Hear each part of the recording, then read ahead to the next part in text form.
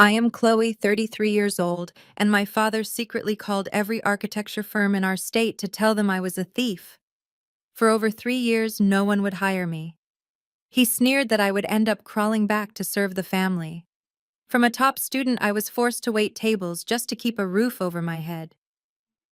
Last week, I secured a real interview. The chief executive officer walked in, studied me for a long moment, and pulled out something that made the room go silent. Before I reveal what was in that envelope, let me know where you are watching from in the comments below. Hit like and subscribe if you have ever survived the ultimate family betrayal. The heavy doors of the private dining room felt like solid lead against my sweating palms. I balanced a silver tray loaded with 6 crystal flutes of champagne. My server uniform was stiff and smelled faintly of the deep fryer from the bustling kitchen. I took a deep breath, pushed the doors open, and stepped into the VIP suite of the city's most expensive steakhouse. There they were, the people who shared my blood. My father Richard sat at the head of the long table like a king.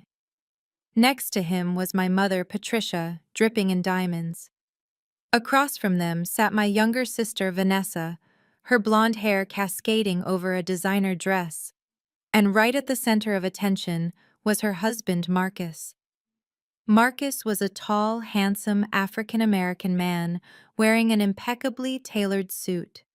He was holding up a glass of scotch, basking in the warm glow of their adoration as they celebrated his promotion to lead project director at our family architecture firm. I kept my eyes focused on the center of the table. I just needed to deliver the champagne, clear the empty plates, and get back to the safety of the kitchen.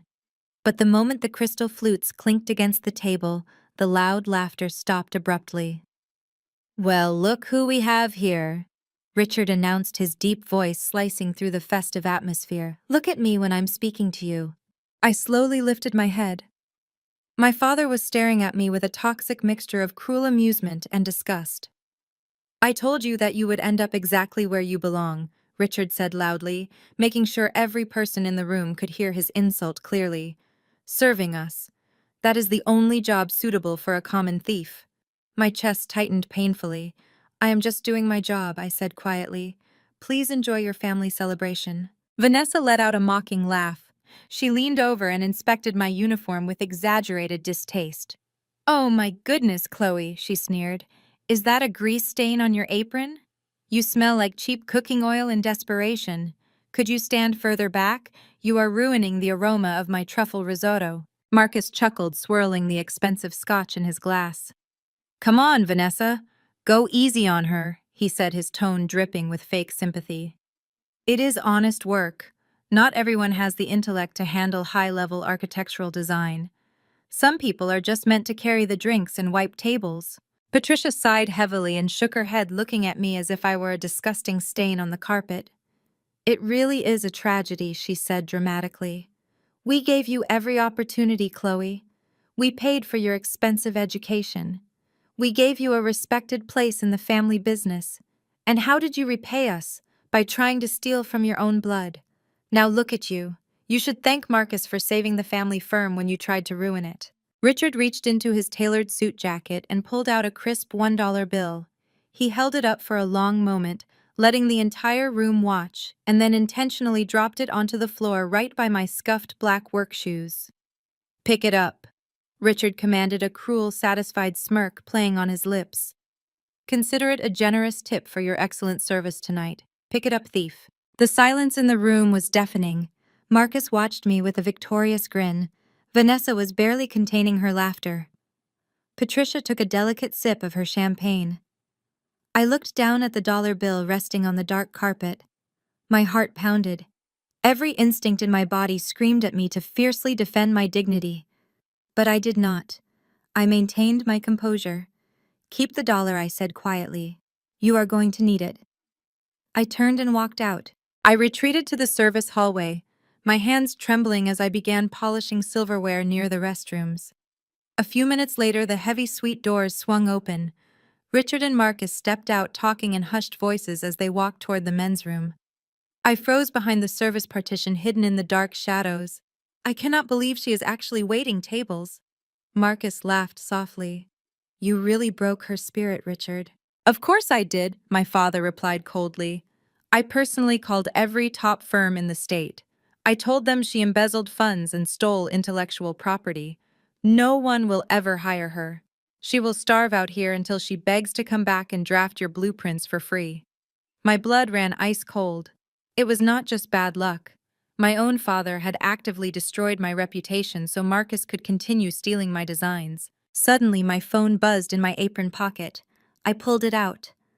A new email notification lit up the screen. Vanguard Architecture. Final round interview invitation. I stared at the screen, a cold smile forming on my lips. I ripped off my stained apron, letting it drop to the floor. I am permanently done serving this toxic family. It is time to burn their fake empire to the ground once and for all. I am Chloe, 33 years old, and my father secretly called every architecture firm in our state to tell them I was a thief. For over 3 years, no one would hire me. He sneered that I would end up crawling back to serve the family. From a top student, I was forced to wait tables just to keep a roof over my head. Last week, I secured a real interview. The chief executive officer walked in, studied me for a long moment, and pulled out something that made the room go silent. Before I reveal what was in that envelope, let me know where you are watching from in the comments below. Hit like and subscribe if you have ever survived the ultimate family betrayal. The heavy dining room doors felt like solid lead against my sweating palms.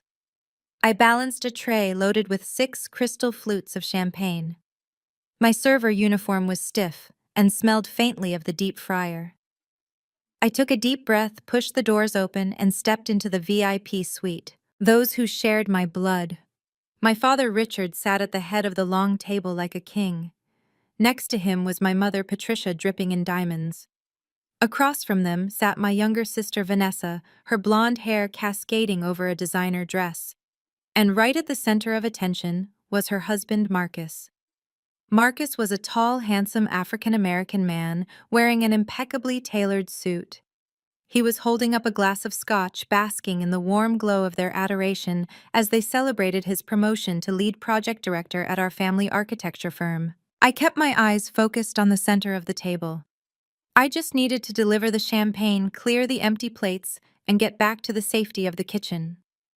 But the moment the crystal flutes clinked against the table, the loud laughter stopped abruptly. "Well, look who we have here," Richard announced, his deep voice slicing through the festive atmosphere. "Look at me when I am speaking to you." I slowly lifted my head. My father was staring at me with a toxic mixture of cruel amusement and disgust. "I told you that you would end up exactly where you belong," Richard said loudly, making sure every person in the room could hear his insult clearly. "Serving us. That is the only job suitable for a common thief." My chest tightened painfully. "I am just doing my job," I said quietly. "Please enjoy your family celebration." Vanessa let out a mocking laugh. She leaned over and inspected my uniform with exaggerated distaste. "Oh my goodness, Chloe," she sneered.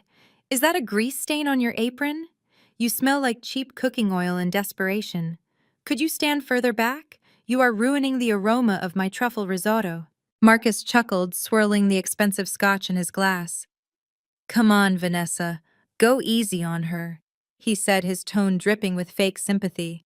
"It is honest work. Not everyone has the intellect to handle high-level architectural design. Some people are just meant to carry the drinks and wipe dirty tables." Patricia sighed heavily and shook her head, looking at me as if I were a disgusting stain on the carpet. "It really is a tragedy," she said dramatically. "We gave you every opportunity, Chloe. We paid for your expensive education. We gave you a respected place in the family business. And how did you repay us? By trying to steal from your own blood. Now look at you. You should thank Marcus for saving the family firm when you tried to ruin it." Richard reached into his tailored suit jacket and pulled out a crisp $1 bill. He held it up for a long moment, letting the entire room watch, and then intentionally dropped it onto the floor, right by my scuffed black work shoes. "Pick it up," Richard commanded, a cruel, satisfied smirk playing on his lips. "Consider it a generous tip for your excellent service tonight. Pick it up, thief." The silence in the room was deafening. Marcus watched me with a victorious grin. Vanessa was barely containing her laughter. Patricia took a delicate sip of her champagne. I looked down at the dollar bill resting on the dark carpet. My heart pounded. Every instinct in my body screamed at me to fiercely defend my dignity. But I did not. I maintained my composure. "Keep the dollar," I said quietly. "You are going to need it." I turned and walked out. I retreated to the service hallway, my hands trembling as I began polishing silverware near the restrooms. A few minutes later, the heavy suite doors swung open. Richard and Marcus stepped out talking in hushed voices as they walked toward the men's room. I froze behind the service partition hidden in the dark shadows. "I cannot believe she is actually waiting tables." Marcus laughed softly. "You really broke her spirit, Richard." "Of course I did," my father replied coldly. "I personally called every top firm in the state. I told them she embezzled funds and stole intellectual property. No one will ever hire her. She will starve out here until she begs to come back and draft your blueprints for free." My blood ran ice cold. It was not just bad luck. My own father had actively destroyed my reputation so Marcus could continue stealing my designs. Suddenly, my phone buzzed in my apron pocket. I pulled it out. A new email notification lit up the screen. Vanguard Architecture. Final round interview invitation. I stared at the bright screen, a cold smile forming on my lips. I ripped off my stained apron, letting it drop down to the hard floor. I am permanently done serving this truly toxic family. It is time to fully burn their fake empire to the ground once and for all without showing a single ounce of mercy or any regret. I stared at the discarded apron on the floor, my chest heaving, as the gravity of my father's confession echoed in my ears. For 3 agonizing years I had blamed myself. I had spent countless nights crying into my pillow, wondering why my portfolio was never good enough, why every promising interview suddenly turned into a cold rejection. I had questioned my sanity, my talent, and my worth. Now the ugly truth was laid bare in the sterile lighting of a restaurant service hallway. I was not a failure. I was a victim of a calculated, systematic execution by the very man who was supposed to protect me. Richard had weaponized his industry connections to starve his own daughter, all to feed the ego of his golden child and her fraudulent husband. I looked down at my phone again. Vanguard Architecture. The name alone carried immense weight. They were the apex predators of the architectural world, the only firm that consistently outbid and outperformed my father's company. An invitation to their final round was not just a job opportunity. It was a loaded weapon handed directly to me. A sudden surge of adrenaline coursed through my veins, burning away the last remnants of the obedient, terrified girl they had molded me to be. I reached down and picked up the grease-stained apron from the tile floor. I was not going to leave it hiding in a back hallway. If I was going to sever these ties, I was going to do it in the spotlight. I clenched the coarse fabric in my fist, squared my shoulders, and turned back toward the VIP suite. Inside the private dining room, the celebration was reaching a fever pitch. Richard and Marcus had returned from the men's room, taking their seats with the relaxed posture of men who believed they owned the world.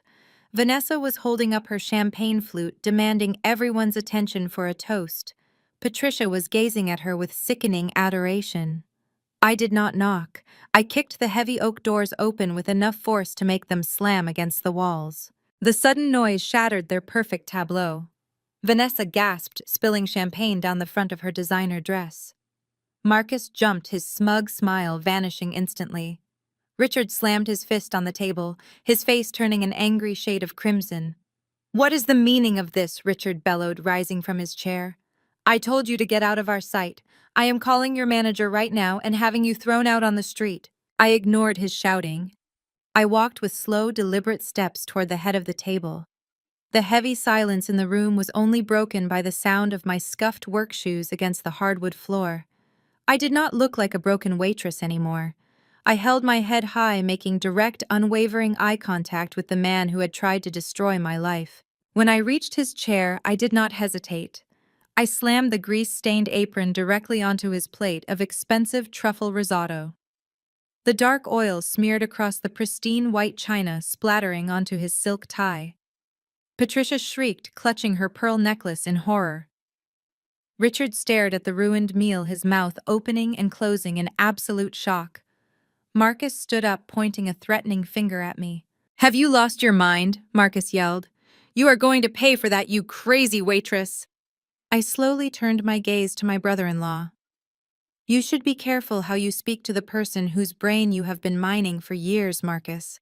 You can wear all the tailored suits you want, but you and I both know you cannot draft a complex load-bearing structure to save your own life. Enjoy the promotion tonight. It is the last one you will ever get on my back." Marcus swallowed hard, taking a sudden step back. The bravado melted from his face, replaced by a flash of genuine panic. He knew I was absolutely right. Vanessa slammed her hands on the table. "How dare you speak to my husband that way?" she screamed. "You are nothing but a jealous, bitter dropout. You are a thief." I leaned forward, placing both hands firmly on the table, and looked directly into my father's eyes. "The only thief in this room is you, Richard." I spoke the words softly, but they cut through the quiet room like shattered glass. "I heard what you said in the hallway just now. I know about the phone calls. I know you deliberately blacklisted me at every architecture firm in the state just to starve me into submission." Richard's face drained of color. The furious patriarch routine completely evaporated, leaving behind a brief naked look of pure guilt. "You have no proof of anything," he sputtered, his voice suddenly lacking its usual thunder. "I do not need proof for what I am about to do," I replied, my voice steady and cold. "You thought you could bury me in the dark so your precious son-in-law could shine. You thought breaking my spirit would make me crawl back to you. But all you did was teach me how to survive without your money." I pulled my phone from my pocket and held the bright screen up for him to see. The Vanguard Architecture logo glowed brightly next to the interview confirmation. "You tried to lock me out of the industry," I said, watching his eyes widen in pure terror at the sight of his greatest rival's name. "But you forgot that Vanguard does not care about your petty alliances. Tomorrow morning I walk into their headquarters, and when I sit down with their executive team, I am not just going to show them my portfolio. I am going to show them exactly how fake your entire empire really is." Patricia started to cry, reaching out a trembling hand. "Chloe, please do not do this to the family. We can talk about this. We can fix it." "There is no family here," I said, stepping away from her outstretched hand. "There is only a sinking ship, and I am the iceberg." I turned my back on them. I did not wait for Richard to recover his voice.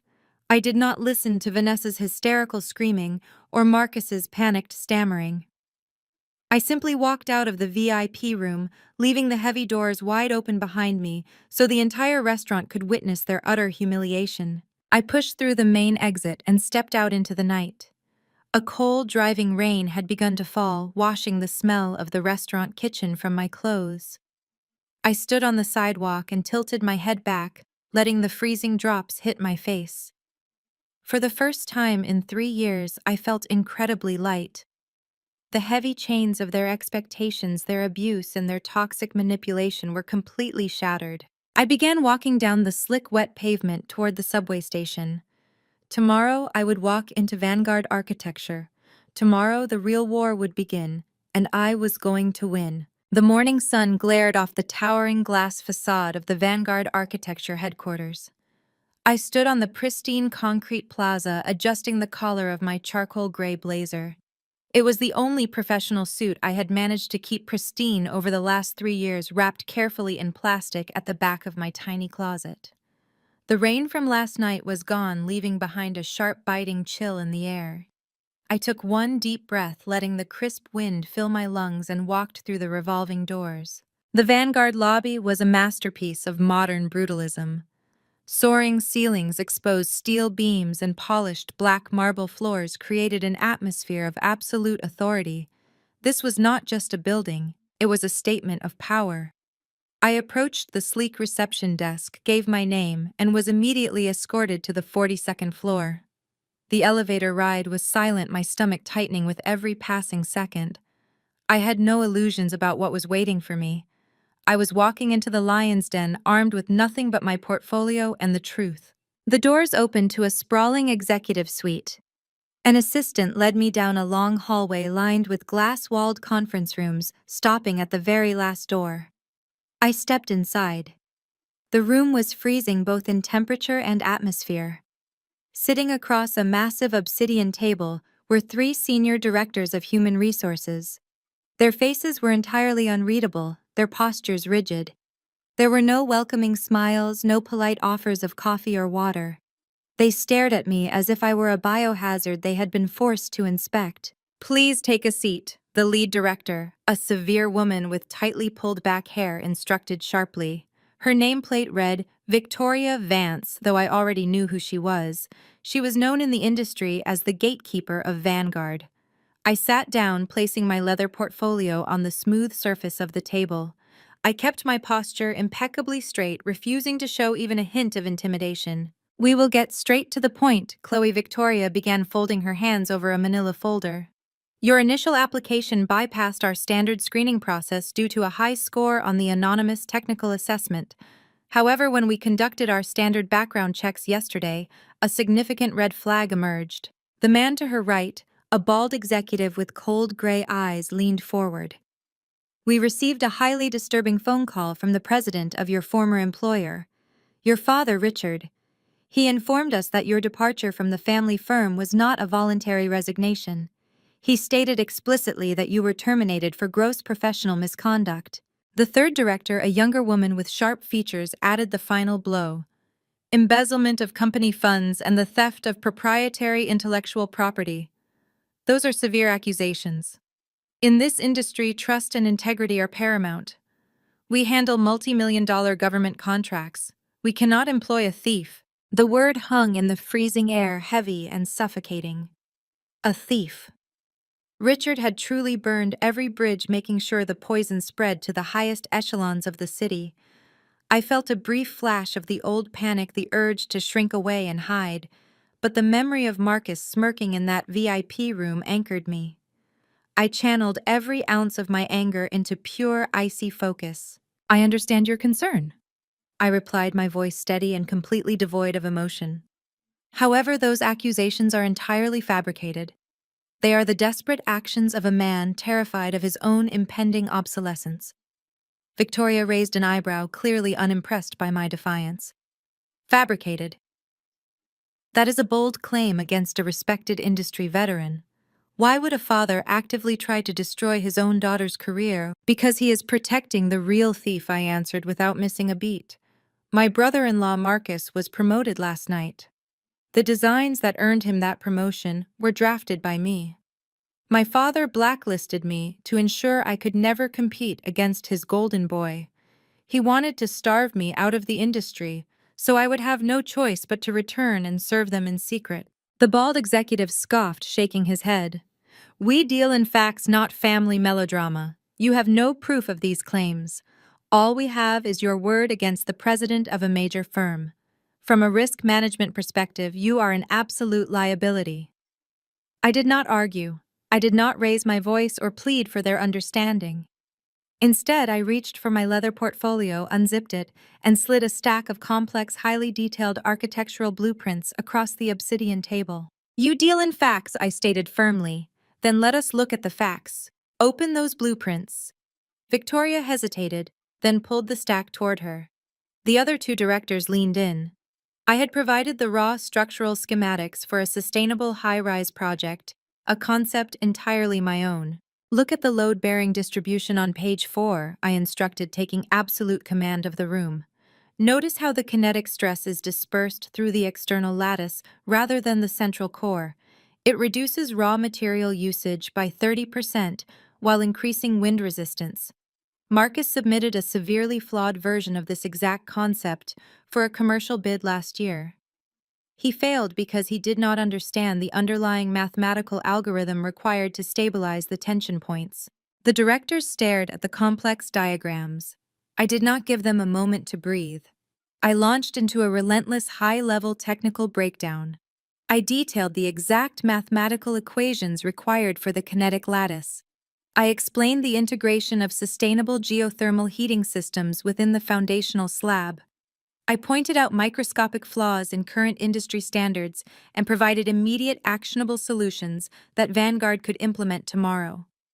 I spoke with the authority of a seasoned master architect, dissecting every inch of structural engineering with flawless precision. For 10 uninterrupted minutes, I dominated the room. The bald executive picked up one of the schematics, his cold eyes widening slightly as he traced the intricate lines of my design. The younger director frantically took notes, clearly recognizing the revolutionary nature of the kinetic stress distribution I had just outlined. Even Victoria Vance, the ultimate gatekeeper, sat in stunned silence, her severe expression cracking to reveal a glimpse of genuine awe. I finished my technical breakdown, neatly folded my hands on the table, and looked at each of them. "A thief does not understand the math," I said quietly. "A thief only knows how to copy the picture. I am the architect. I am the creator." The heavy silence returned to the conference room, but the texture of it had fundamentally changed. It was no longer filled with immediate dismissal. It was filled with intense, conflicted hesitation. They saw the undeniable genius in front of them. They knew my designs were light years ahead of anything Richard or Marcus could ever hope to produce. Yet the atmosphere remained incredibly cold. Victoria slowly closed the portfolio, her face hardening once again into an impenetrable mask of corporate protocol. "Your technical knowledge is undeniably profound, Chloe," Victoria said, her voice measuring every syllable. "These designs are brilliant, but brilliance does not negate legal liability. If we hire you, Richard will file an injunction. He will drag Vanguard into a prolonged, messy litigation over intellectual property rights. We cannot risk a public scandal no matter how talented you are." The bald executive nodded in agreement, pushing the blueprints back across the table toward me. "You are a genius," he admitted grimly. "But you are a radioactive genius. We simply cannot touch you." I stared at the blueprints, a bitter knot forming in my throat. I had fought with everything I had. I had laid my entire intellect bare, proving beyond a shadow of a doubt that I was the rightful owner of my mind. But the corporate machine was too rigid, too terrified of Richard's legal threats to take a chance on me. I was backed into an impossible corner, suffocated by a lie I could not legally disprove. The room was freezing. The rejection was imminent. I reached out to zip up my portfolio, preparing to walk away defeated, when the heavy glass doors behind me suddenly clicked open. Heavy footsteps echoed loudly against the marble floor. Everything was about to change permanently today. The heavy glass doors swung wide open with a sharp click that commanded instant attention. A woman strode into the conference room, her heels clicking against the polished marble floor with the rhythmic cadence of a predator. This was Julianne, the formidable chief executive officer of Vanguard Architecture. She was an industry legend, a woman who had shattered the glass ceiling with a sledgehammer to build her own empire. She wore an emerald green pantsuit that radiated absolute authority. Her silver hair was cropped in an asymmetrical bob, framing a face sculpted from ice. Her piercing green eyes locked onto mine for a fraction of a second before sweeping over the three human resources directors sitting frozen at the obsidian table. The atmosphere in the room shifted instantaneously, the air freezing before suddenly became electrified. Victoria Vance, the supposedly impenetrable gatekeeper, immediately stood up, her severe expression replaced by pure panic. The bald executive scrambled to sit up straighter, nearly knocking over his water glass in his haste. The younger director lowered her eyes, looking terrified to even breathe in her presence. Julianne did not offer a polite greeting. She did not ask for a status update on my interview. Instead, she walked directly to the head of the obsidian table, holding a thick red manila folder. With an aggressive motion, she slammed the folder down onto the hard surface. The loud smack echoed off the glass walls like a gunshot, making all three directors flinch. "I see we are having an interesting conversation this morning," Julianne said. Her voice was quiet, yet it carried a lethal edge that demanded total silence. Victoria swallowed hard, finding her voice with obvious difficulty. "Madam CEO, we were just concluding our final round interview. We have reviewed her technical assessment and portfolio. We were explaining company policy regarding her employment viability." "Her employment viability?" Julianne repeated, tasting the words as if they were poisonous. And pray tell Victoria, what exactly have you determined about her viability? The bald executive nervously tugged at his collar to support his colleague.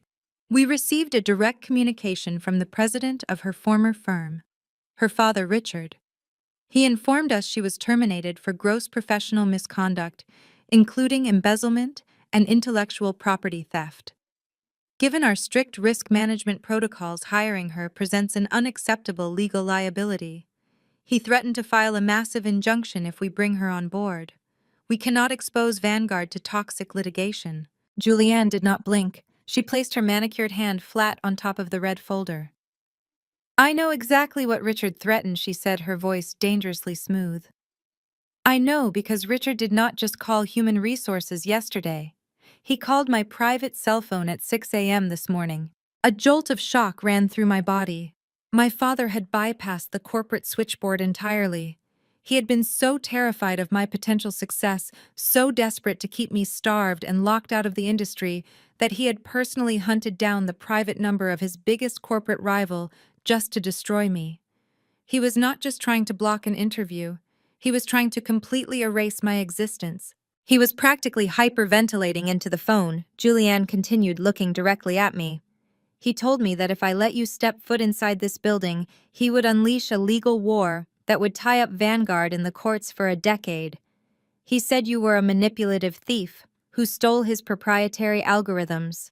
He said you were unstable, a massive corporate risk, and an absolute failure. She paused, letting the devastating weight of those lies settle over the room. The three directors nodded in unison, clearly feeling validated. We agree completely, Madam CEO, Victoria said quickly. Her designs are brilliant, but the legal threat from her father is simply too high. We were just about to show her the door. Julianne slowly turned her head back to Victoria. The look on her face was devoid of warmth. I did not ask for your agreement, Victoria, Julianne said sharply, and I certainly did not authorize you to show anyone the door.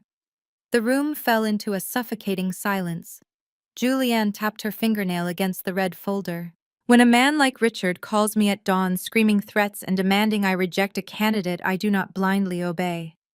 I ask myself one simple question. What is he so absolutely terrified of? She looked at the executives. Your job is risk management. My job is winning. You are letting the empty threats of a desperate, mediocre architect dictate the future of my company. Madam CEO, the bald executive stammered, we are only trying to protect Vanguard from a public scandal. You are protecting Vanguard from innovation, Julianne fired back with absolute authority. I reviewed the technical assessment scores before I walked in here. I saw the raw data. I saw the kinetic load-bearing mathematics she submitted. No one in your department could even comprehend the math, let alone create it. You are willing to throw away a generational talent because a frantic old man made a phone call. The interview portion of this morning is officially over. You three are going to leave. Right now. Clear the room. The Human Resources Director stared in disbelief. One sharp warning glare from Julianne silenced any protests. They scrambled to gather their notes and tablets, practically tripping over each other in their haste. Within seconds, they hurried out the glass doors, pulling them shut with a soft click. The massive conference room was suddenly completely quiet. The suffocating corporate protocol had evaporated. I sat perfectly still at the obsidian table, my hands folded over my leather portfolio. Julianne remained standing in the quiet room. The severe mask she wore for her subordinates completely melted away. She let out a long sigh and looked at me as someone who understood exactly what I was going through. Everything was changing right now today. Julianne turned away from the obsidian table and walked slowly toward the far wall of the executive suite. The panoramic view of the city skyline framed her silhouette. She pressed her palm against a sleek wooden panel. A biometric scanner chirped, and the mahogany panel slid open with a soft hum to reveal a concealed steel safe built directly into the wall. I sat perfectly still, tracking her every movement. My heart hammered against my ribs. I had expected a hostile interview or a brutal rejection. I had not expected the powerful chief executive officer of Vanguard Architecture to open a hidden vault in the middle of our meeting. Julianne spun the dial. The heavy steel door clicked open. She reached inside and withdrew something flat and rectangular. When she turned back to face me, I saw exactly what she was holding. It was an old, heavily yellowed envelope. The thick parchment paper looked ancient compared to the modern glass surrounding us. A dark red wax seal stamped with an intricate crest held the flap shut. Julianne walked back to the conference table and sat down across from me. She placed the weathered envelope on the smooth surface, sliding it to the center. She did not let go immediately. Her fingers lingered on the textured paper, her severe expression softening into something nostalgic and sorrowful. I recognized that red wax seal instantly. A jolt of electricity shot down my spine.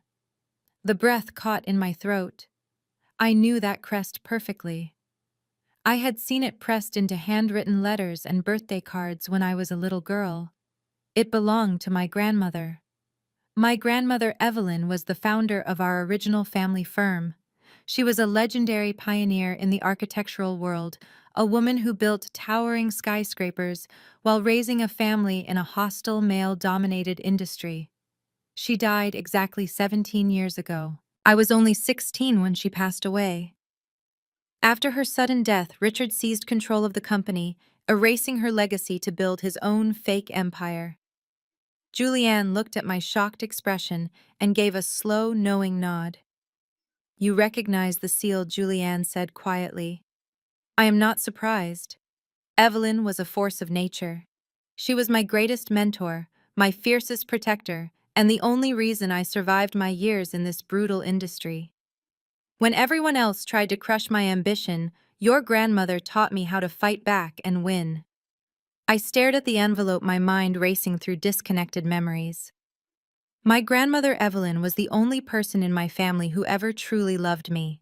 She was the one who bought me my first drafting table.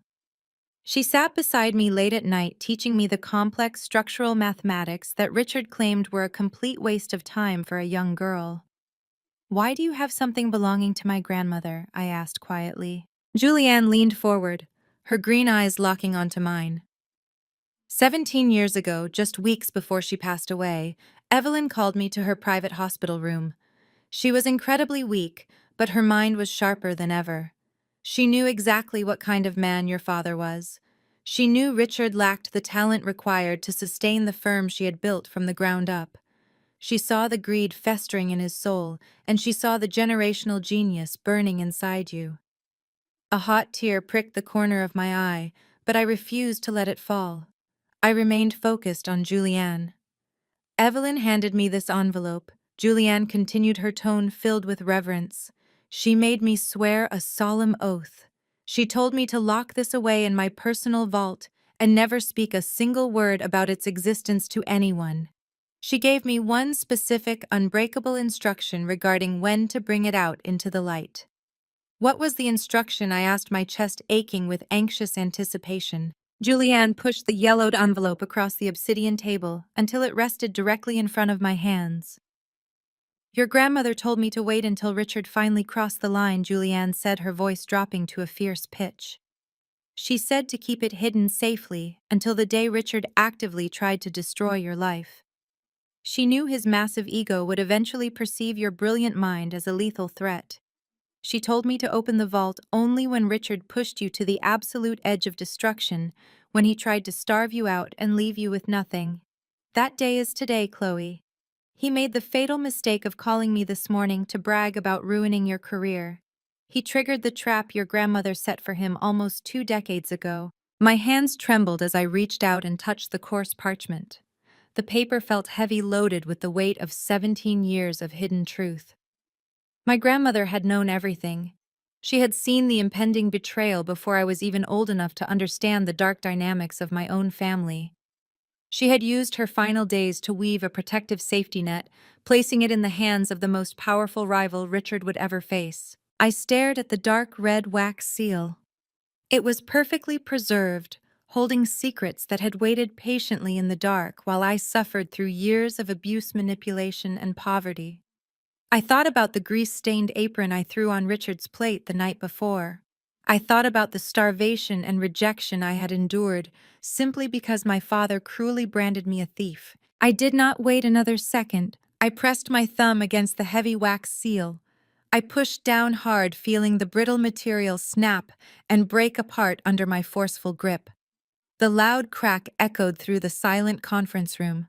I ripped the flap open, reached inside the weathered paper, and prepared to pull out the contents that would finally bring Richard's stolen empire crashing down. I reached inside the torn envelope and pulled out a thick stack of folded documents. The top layer consisted of heavy bond paper completely covered in dense legal text and gold-embossed seals. I smoothed the pages flat against the obsidian table, my eyes scanning the bold print at the top of the first document. Vanguard Architecture Shareholder Certificates. My name, Chloe, was printed clearly across the primary beneficiary line. I stared at the percentage listed next to my name, the breath catching painfully in my tight throat. This was not a minor financial investment. It was a massive controlling block of equity in the most powerful architectural firm in the state. I looked up at Julianne in absolute disbelief. "How is this possible?" I whispered, my voice barely audible. "Your grandmother was a visionary," Julianne replied, a fierce smile touching her lips.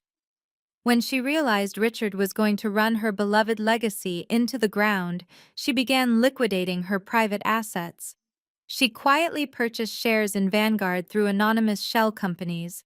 She knew I would eventually become the chief executive officer, and she wanted to ensure that when the time was right, you would have the ultimate leverage over your father.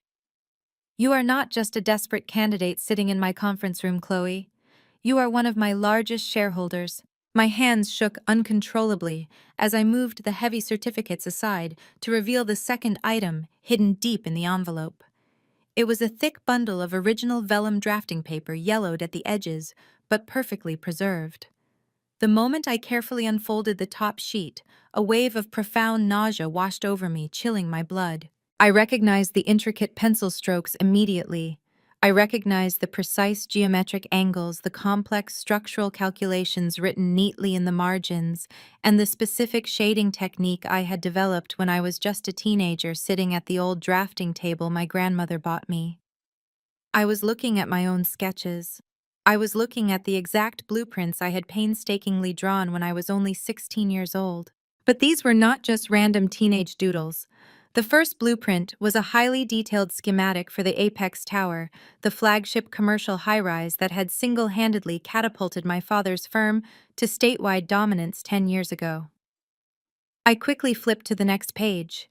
It was the structural design for the Echo Plaza, the award-winning cultural center that Marcus had supposedly designed entirely by himself just 2 years ago, the very project that had earned him his massive promotion to lead director last night. The horrifying truth hit me with the devastating force of a runaway freight train. Every single major architectural triumph that Richard proudly claimed as his own was stolen. Every prestigious award Marcus paraded around the industry was a complete and utter lie. They had not just stolen my recent concepts, they had systematically raided my childhood notebooks. My father had built his entire multi-million-dollar real estate empire on the stolen imagination of his 16-year-old daughter. He had locked me out of the industry, branded me a thief to every employer, and forced me to wait tables in grease-stained aprons, all while he and his golden son-in-law lived like absolute kings off my stolen teenage homework. I flipped the delicate vellum sheets over. Stamped clearly on the back of every single page were official federal copyright seals. The dates on the dark blue registration stamps matched the exact year of my grandmother's death. Evelyn had quietly taken my sketchbooks, officially copyrighted every single design under my legal name, and locked them safely away in this vault before Richard could ever claim legal ownership. "They are frauds!" I whispered, my voice trembling with a potent mixture of absolute disgust and rising fury. "My father is nothing but a parasite. Marcus is a hollow shell. They built their entire lives on my back." Julianne leaned forward, placing her hands flat on the table. "Richard is a parasite who thought he could silence his host," she said, her green eyes blazing with intense corporate ruthlessness. "He called me this morning expecting me to throw you out on the street. He expects you to break under the pressure. He wants you to crawl back to his office begging for a minimum wage drafting job so he can continue sucking the genius out of your brain to feed Marcus. He thinks he has completely won the game. I stared at the copyrighted blueprints. The terrified, obedient girl who had cried over rejected job applications was completely dead. The woman sitting at the obsidian table was a major shareholder of a corporate titan armed with undeniable proof of massive intellectual property theft. "So we give him exactly what he wants," Julianne said, her voice dropping to a dangerous, predatory whisper. "I am officially offering you the position of Senior Creative Director at Vanguard Architecture. But your first assignment will not take place within these walls. Your first assignment is to burn Richard's fake empire to the ground. We are going to expose him. We are going to expose Marcus. We are going to take back every single thing they stole from you." I looked at Julianne, absorbing the magnitude of her offer. The plan was brilliant, cruel, and absolutely necessary. I carefully folded my teenage blueprints and placed them back inside the heavy envelope along with the shareholder certificates. I slid the envelope across the table toward Julianne, trusting her to lock my grandmother's weapons safely back inside the vault until the perfect moment. "I accept the position," I said, my voice cold and unwavering. "But I cannot just walk in and hand this over to the police today. If I sue them right now, Richard will drag it out in court for years. He will hide assets and manipulate the media narrative. I want them to destroy themselves on a public stage where they cannot possibly hide. I want to watch them lose everything in front of the entire city." Julianne smiled, a genuine expression of predatory approval. "How do we start the fire?" "We use a Trojan horse," I replied, standing up from the table. "Richard wants me to crawl back. I will crawl back tomorrow morning. I will play the defeated, broken daughter. I will beg for a job as a lowly assistant to Marcus. I will let them think they have completely broken me. And then I will build them a trap they cannot possibly resist stealing." The morning rain washed the city streets in a dull gray, perfectly matching the defeated persona I needed to project. I walked through the towering glass doors of my father's firm, letting my shoulders slump and keeping my eyes fixed firmly on the polished marble floor. The lobby walls were lined with framed photographs of award-winning buildings. My buildings. My stolen teenage designs proudly displaying my father's signature in the bottom corner. I swallowed the bile rising in my throat and approached the receptionist's desk. Within minutes, I was escorted to the top floor. I stood outside Richard's massive corner office, took one last deep breath to center my performance, and pushed the heavy oak doors open. The scene inside was sickeningly predictable. Richard sat behind his custom mahogany desk, a smug smile plastered across his face. Marcus was leaning casually against the large floor-to-ceiling windows, sipping from a mug of expensive coffee. Vanessa was lounging on the white leather sofa in the corner, scrolling through her phone while swinging a designer high heel. They looked like royalty presiding over their kingdom. They looked like predators waiting for a wounded animal to finally collapse. "Well, look who decided to show her face in daylight," Richard sneered, leaning back in his leather chair. "Did you get lost on your way to another waitressing shift?" I kept my head slightly bowed, forcing my hands to tremble just enough to look authentic. "I went to Vanguard Architecture yesterday," I said, keeping my voice small and wavering. "I had a final round interview for a senior position." The room went dead silent. Marcus stopped sipping his coffee. Vanessa looked up from her phone, her eyes narrowing with sudden anxiety. Richard leaned forward, his hands gripping the edge of his desk. "You went to Vanguard," Richard demanded, his voice dropping to a dangerous growl. I let a few seconds of heavy silence pass before I delivered the lie they desperately needed to hear. "They threw me out," I whispered, staring down at my scuffed shoes. "The human resources directors said I was a legal liability. They said no corporate firm in the city would ever touch a thief. They told me my career was permanently over." The tension in the room instantly evaporated, replaced by a wave of intoxicating relief and cruel triumph. Richard let out a loud, booming laugh that echoed off the glass walls. He slammed his hand onto his desk, absolutely delighted. I told you, Richard boasted, pointing a thick finger at me. I told you exactly what would happen when you try to bite the hand that feeds you. The architectural world is a very small place, Chloe. Did you really think you could just waltz into my biggest rival's headquarters and pretend you are some kind of genius? You are nothing without this family. You are a liability. You are a failure. Vanessa tossed her phone onto the sofa and stood up, walking slowly toward me with a vicious smirk. You really thought you were better than us, did you not? She mocked, circling me like a shark. You thought dropping out of our lives and hiding away would make you special. But look at you now. You look pathetic. You have absolutely nothing. Marcus stepped away from the window, adjusting his immaculate Tom Ford suit. He placed a hand gently on Vanessa's shoulder, playing the role of the benevolent peacekeeper. Now, Vanessa, we should not kick her when she is already down, Marcus said, his voice dripping with condescension. She learned her lesson the hard way. The corporate world is brutal. It requires real talent, real leadership, and a spotless reputation. Things she obviously lacks. I forced myself to look up at Marcus, putting every ounce of fake desperation into my eyes. Please, I begged, letting my voice crack perfectly. I have no money left. I cannot pay my rent next month. I cannot go back to wiping grease off restaurant tables. Please, Dad, just give me a job. Any job. I will do whatever you want. Richard steepled his fingers, staring at me with cold, calculating eyes. He was savoring every single second of my total humiliation. He was feeding on my manufactured despair. You want a job here? Richard asked slowly. After you humiliated us at the restaurant last night, after you threw your dirty apron on my dinner, you expect me to just welcome you back with open arms. I will do the grunt work, I pleaded, taking a small step forward. I will stay in the back drafting room. I will not talk to clients. I just need a paycheck, please. Richard looked at Marcus. The two men exchanged a silent, greedy look. They both knew exactly why I was useful. They needed my brain. They just needed it properly leashed and completely broken. Marcus walked over to Richard's desk and picked up a thick, glossy folder. He tossed it carelessly onto the coffee table in front of me. We just received the bidding packet for the City Civic Center, Marcus announced proudly. It is a $500 million government contract. It will be the defining architectural achievement of this decade.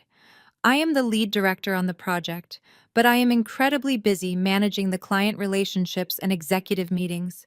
I need someone to handle the tedious, mindless drafting work. Richard nodded. Here is my only offer, Chloe. You will be hired as a junior drafting assistant, reporting directly to Marcus. You will work for minimum wage. You will sign a strict non-disclosure agreement stating that all designs you produce belong entirely to Marcus. You get no credit. You get no title. Take it or walk out that door and starve. I looked at the folder. The City Civic Center. A $500 million project. It was the perfect stage. I slowly reached out and picked it up. I accept, I whispered. The Trojan horse was now inside. The next morning, I arrived at the family firm wearing a simple understated blouse and slacks, keeping my expensive Vanguard suit locked away at home. The drafting room was exactly as I remembered it from 3 years ago, sterile, overly air-conditioned, and smelling faintly of blueprint ink and stale coffee. I was assigned to a cramped desk in the far corner, practically hidden behind a large filing cabinet. It was the perfect vantage point for my operation. My first task as a junior drafting assistant was to organize Marcus's scattered notes for the Civic Center project. He handed me a stack of papers that looked like they had been scribbled on during a turbulent taxi ride. The concepts were chaotic, lacking any real structural cohesion or innovative flair. Marcus was a smooth talker and a brilliant networker, but his actual architectural talent was painfully average. He relied entirely on visual flash over structural substance. Here you go, Chloe, Marcus said, dropping the messy stack onto my small desk. I need these rough ideas translated into proper schematics by tomorrow morning. Do not try to get creative. Just follow my notes exactly as I wrote them. And get me a double espresso while you are at it. I smiled meekly, playing my part to perfection. Of course, Marcus. I will get right on it. As soon as he walked away, I quickly scanned his notes. They were worse than I thought. If he submitted these designs to the city council, the building would not just look uninspired, it would barely pass basic safety regulations.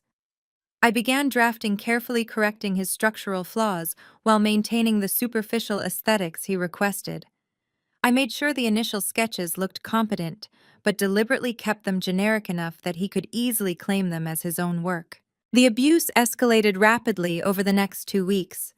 Marcus treated me like a personal servant, ordering me to fetch his lunch, organize his calendar, and draft endless revisions of his mediocre ideas. He never once acknowledged my input. During a staff meeting, I watched him confidently present my corrected schematics as his own brilliant problem-solving, basking in the applause from the junior architects. He did not even glance in my direction. Vanessa was equally insufferable. She visited the office almost daily, treating the company headquarters like her personal shopping lounge. She would parade through the drafting room carrying bags from designer boutiques, loudly complaining about how exhausted she was from spending so much money. "Oh, Chloe, you are still wearing those cheap slacks," Vanessa commented one afternoon, leaning against my desk while applying a fresh coat of expensive lipstick. "You really need to upgrade your wardrobe. Marcus just got his project bonus early, so I picked up some amazing pieces. Maybe I can give you my old clothes when I clean out my closet next month." I kept my eyes focused on my computer screen, biting my tongue to keep from unleashing my fury. "That would be very generous of you, Vanessa," I said softly. Patricia was perhaps the most toxic element of my daily existence. My mother made a point of stopping by my small desk every time she visited the office, ensuring I understood exactly how grateful I needed to be for my humiliating position. She would place a perfectly manicured hand on my shoulder, her voice dripping with artificial maternal concern. "We are so glad you finally saw reason, Chloe," Patricia said, patting me condescendingly.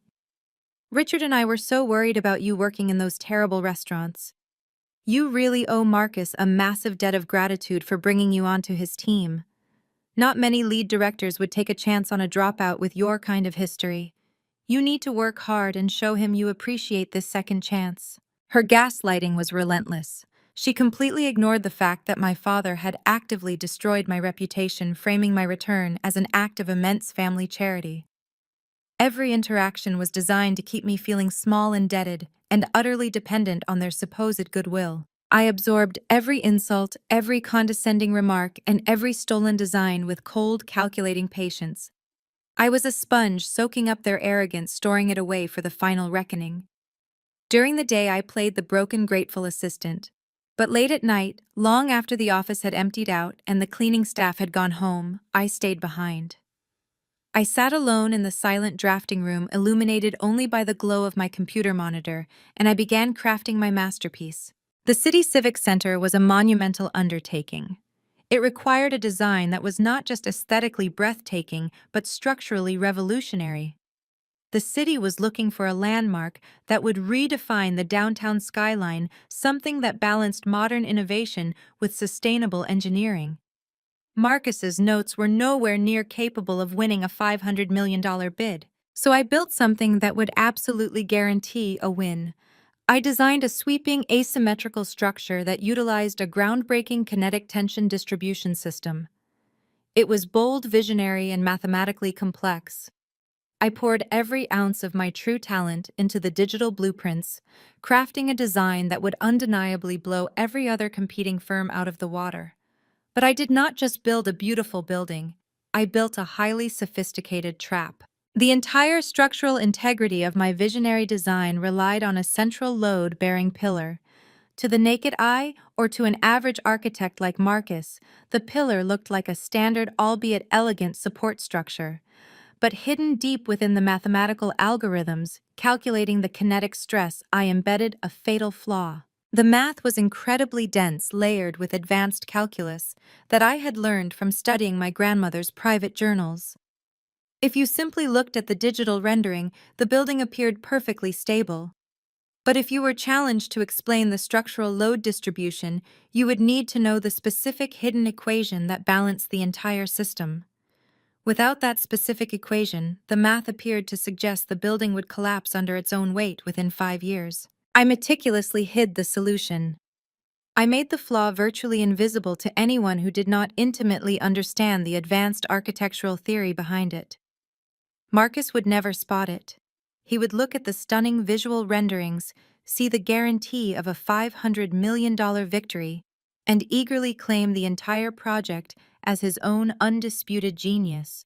He would never bother to check the underlying math because he lacked the capability to understand it in the first place. The Trojan horse was fully constructed. The bait was set.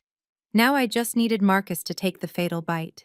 To ensure the trap was absolutely irresistible, I needed the visual presentation of the City Civic Center to be the most breathtaking architectural achievement this city had ever seen. I spent the next 3 nights operating on zero sleep, fueled entirely by black coffee and the icy anticipation of my impending revenge. It was a crystalline monument to innovation. I designed a sprawling central atrium enclosed by a massive glass canopy. The structure mimicked the natural curves of the river, integrating lush green spaces directly into the urban core. Natural light flooded the interior, bouncing off sleek titanium accents. It was a masterpiece of sustainable engineering that screamed absolute prestige. I knew when Marcus laid his eyes on the digital renderings, his massive ego would override any caution. He would look at this glass palace and see his face on the cover of every architectural magazine. He would practically salivate. But the true genius of my design was not in the sweeping glass or the titanium accents. It was buried deep within the core structural pillars supporting that massive floating canopy. In architecture, load-bearing distribution follows strict mathematical principles. Too much weight on a central point causes catastrophic fractures. To support my sweeping glass canopy, I drafted spiraling, ultra-thin pillars. To a mediocre architect like Marcus, they looked like a stroke of structural brilliance. They appeared to defy gravity, offering maximum support with minimal visual obstruction. I embedded a highly complex fake load bearing mathematical algorithm into the foundational blueprints. I used a recursive geometric progression from my grandmother Evelyn's old journals. On paper, the math looked incredibly dense. It gave the illusion that kinetic tension from the massive glass roof was perfectly dispersed downward into the bedrock. Marcus would look at the advanced calculus and simply assume it was the work of a competent subordinate handling boring technical details. The math was a carefully constructed lie. Any master architect or seasoned civil engineer who scrutinized the algorithm closely would eventually hit a massive, terrifying dead end. The geometric progression created a phantom shear stress point at the absolute center of the canopy. According to the visible math, the first major winter storm would cause the entire glass roof to violently shatter and collapse inward. There was only one way to prove the building was safe. The presenting architect had to verbally provide a specific unwritten counterbalance coefficient. It was a secondary equation that offset the phantom stress point, essentially proving that the kinetic tension was being safely redirected into the lateral support beams. That equation existed only inside my head. Without it, the design was a beautiful, spectacular death trap. I spent Friday morning preparing the final presentation files. I rendered the 3D models in stunning high definition, making sure the lighting caught every elegant curve of the glass canopy. I printed a stack of glossy full-color presentation boards and left them sitting casually on the edge of my cramped desk. I then opened the master CAD files on my dual monitors, ensuring the highly complex fake structural algorithms were displayed prominently on the screens. The bait was fully prepared. Now I just needed to watch the rats circle the trap. Throughout the afternoon, the atmosphere in the firm grew incredibly tense. The deadline for the city council bid was approaching rapidly. Marcus was pacing the floor outside Richard's office, barking aggressively at junior designers, and desperately trying to cobble together a cohesive presentation from his chaotic notes. He was sweating, his custom-tailored suit looking wrinkled and uncomfortable. He knew his ideas were garbage. He knew he was about to walk into a $500 million bidding war armed with nothing but mediocrity. Around 3 o'clock, I saw him walking briskly past the drafting room. He paused, his eyes catching the glossy presentation board sitting on my desk. I kept my head down, pretending to be deeply engrossed in organizing a stack of invoices. Out of the corner of my eye, I watched him slowly step backward, his gaze locked onto the breathtaking 3D renderings of the Civic Center. His mouth parted slightly. The panic in his eyes was instantly replaced by a ravenous, consuming greed. He took a step toward my desk, his eyes darting quickly across the room to ensure no one else was watching. He leaned over, his gaze sweeping across my dual monitors, taking in the dense, sophisticated mathematical algorithms I had left on display. I could practically see the greedy gears turning in his head. He had found his golden ticket. Chloe Marcus said suddenly, his voice tight with suppressed excitement. "Are these the rough drafts I asked you to put together?" I looked up, offering him a meek, obedient smile. "Yes, Marcus. I followed your notes exactly as you requested. I just tried to clean up the structural mathematics to ensure everything met city safety codes. I hope it is what you were looking for." Marcus stared at the brilliant revolutionary design that he had absolutely no hand in creating. He swallowed hard, a slick, arrogant smile spreading across his face. "Yes," he murmured, his eyes never leaving the screens. "Yes, this is exactly what I envisioned. Excellent job transcribing my vision, Chloe. You can go home early today. Leave the files open. I need to review my work before the weekend." I nodded dutifully. "Thank you, Marcus. Have a wonderful weekend."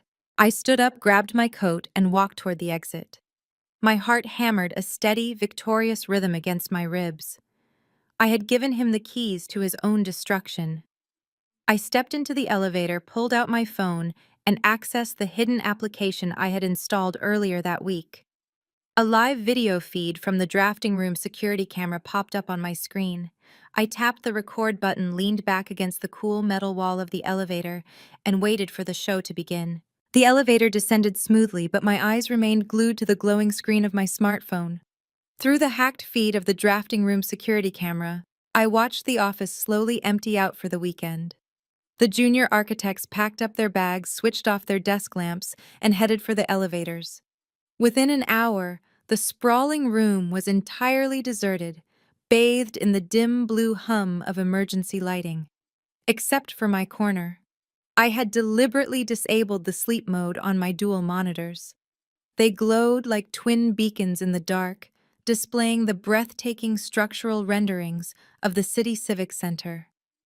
I stepped out of the building and walked down the rain-slicked street, ducking into a quiet coffee shop across the avenue. I ordered a black coffee, sat in a secluded booth, and kept my eyes locked on the live surveillance feed streaming directly into my encrypted cloud server.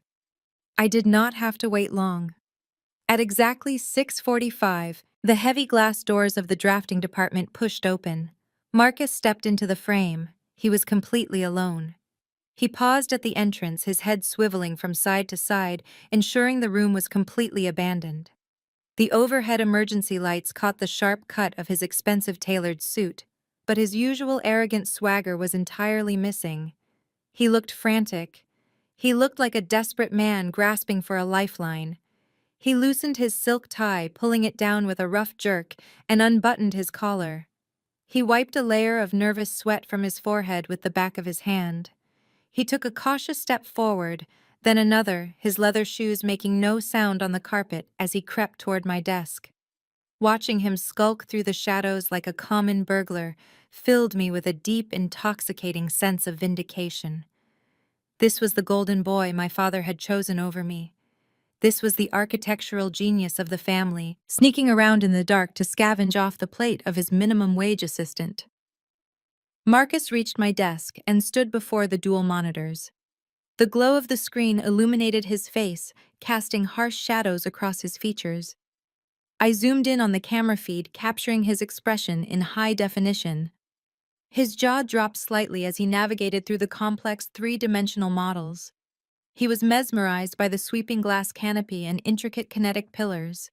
He had no idea what he was looking at mathematically, but he knew instantly that this design was an absolute masterpiece. It was his guaranteed victory. His hands hovered over the keyboard. For a split second, I wondered if he felt any guilt. But Marcus was a parasite, and parasites only know how to feed. He reached into his suit pocket and pulled out a sleek silver flash drive. He jammed it into the port of my computer workstation. A small window popped up on the screen, reflecting in the glass of the window behind him. File transfer initiated. I watched the progress bar inch across the screen. Marcus stood rigidly, shifting his weight from foot to foot, constantly checking over his shoulder. The sweat was gleaming on his forehead, now dripping down the side of his face. He wiped it away nervously, terrified that the janitorial staff or a lingering executive might walk in and catch him red-handed. He was stealing $500 million worth of intellectual property, and he was sweating through his designer clothes to do it. The progress bar reached 100%. The files were successfully copied onto his drive. But Marcus was not finished. He needed to ensure there was no trace of my original authorship.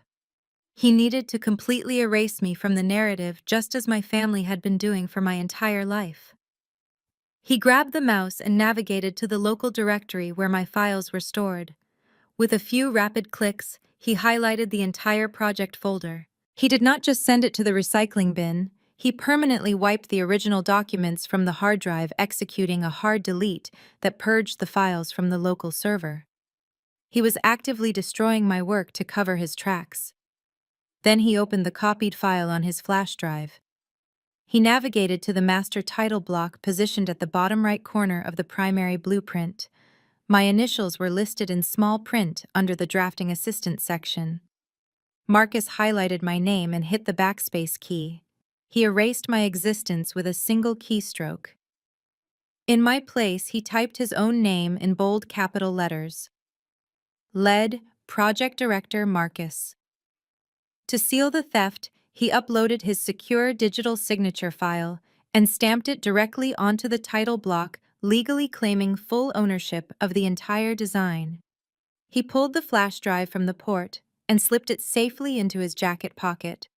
He let out a massive, shuddering breath, a visible wave of relief washing over his entire body. He smiled, a sickeningly smug expression that contorted his handsome features. He thought he committed the perfect crime. He closed out the remaining windows and turned off my monitors, plunging my corner of the office into total darkness. What Marcus did not realize was that his digital signature was not the only thing being stamped tonight. My cloud server was silently logging every single keystroke he made. It captured the exact timestamp of the file transfer. It logged the precise moment of the deletion. It recorded his facial recognition data from the camera feed, clearly tying him to the physical act of corporate espionage.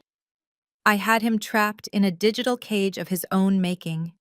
The trap was now fully armed, waiting for him to pull the trigger. I finished my black coffee, stood up, and walked out into the chilly night air. The first phase of my revenge was flawlessly complete. Marcus had just sealed his doom. 2 weeks later, the night of the city council bidding gala finally arrived. The city spared absolutely no expense for the unveiling of the $500 million Civic Center project. The event was held at the Grand Symphony Hall, a sprawling architectural marvel of white marble and towering glass arcades. A massive red carpet stretched from the curb all the way up the grand staircase, flanked on both sides by velvet ropes, aggressive flashing cameras, and eager local reporters. The entire architectural elite of the state had gathered to witness the crowning of the next industry titan. The air was thick with the scent of expensive perfume, aged scotch, and naked ambition. My family arrived in a fleet of black town cars, stepping out into the blinding glare of the paparazzi flashes. Richard emerged first, wearing a custom tuxedo that barely concealed his swollen ego. He waved to the cameras with the practiced ease of a politician, soaking in the flashing lights as if they were his birthright.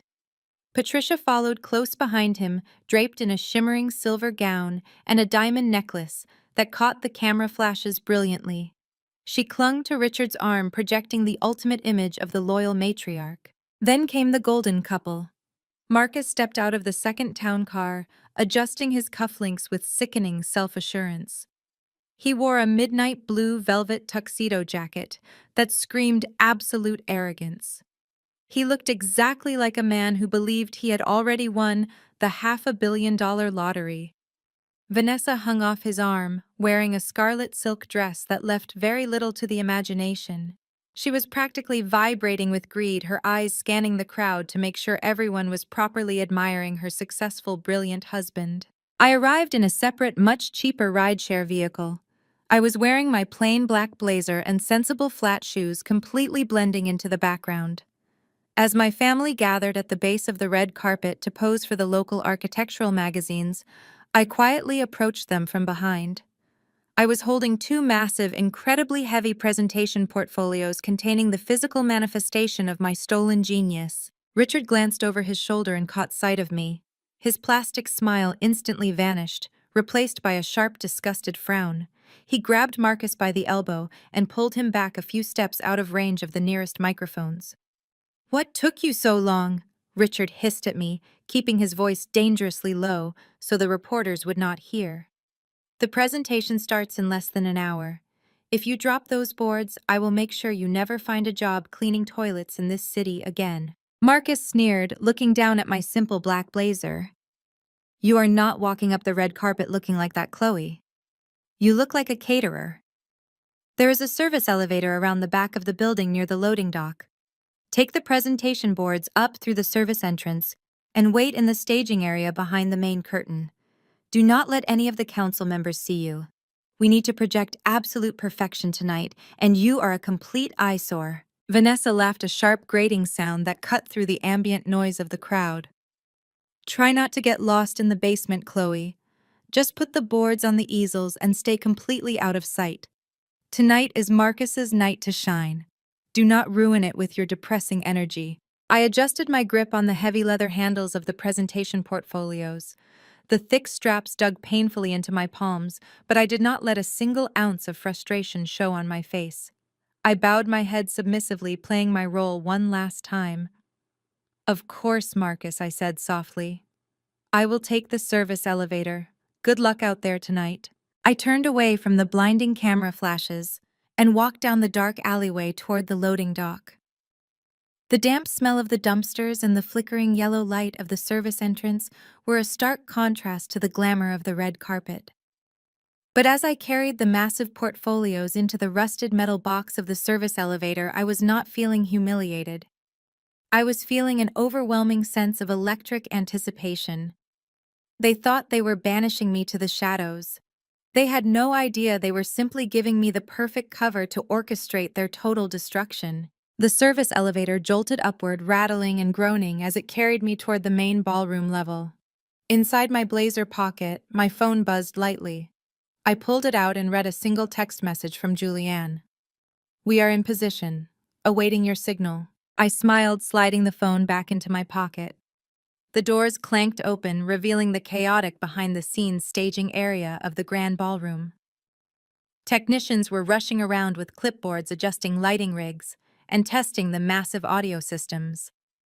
I walked confidently past them, navigating the narrow corridors, until I reached the heavy velvet curtains that separated the staging area from the main event space. I carefully set the presentation boards down on the designated display easels right next to the curtain opening. I unzipped the leather cases and arranged the breathtaking visual renderings of the Civic Center. The sweeping glass canopy, the intricate kinetic pillars. The beautiful deadly trap was now fully assembled and placed right on the edge of the stage. I peeked through a small gap in the heavy velvet curtains. The ballroom was magnificent. Hundreds of tables covered in white silk filled the massive space. The city council members sat at a raised platform at the very front, their faces serious and expectant. Richard, Patricia, and Vanessa had already taken their seats at the prime VIP table, located dead center in the front row. They were sipping expensive champagne, laughing loudly, and shaking hands with city officials. Marcus stood confidently nearby, smiling at the council. Perfect. I stepped back from the heavy velvet curtain and let it fall shut. Marcus was in position. The trap was set. Now it was my turn to take the stage. I slipped away from the display easels, walking briskly down a dimly lit side corridor that bypassed the main kitchen. Julianne had secured a private green room for me on the opposite side of the concert hall.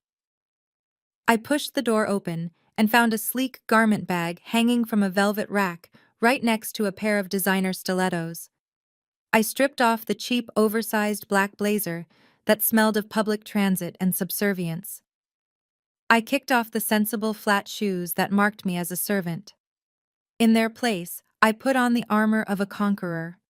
It was a custom-tailored crimson pantsuit cut with razor-sharp lines that screamed power and absolute authority. The fabric felt like a second skin.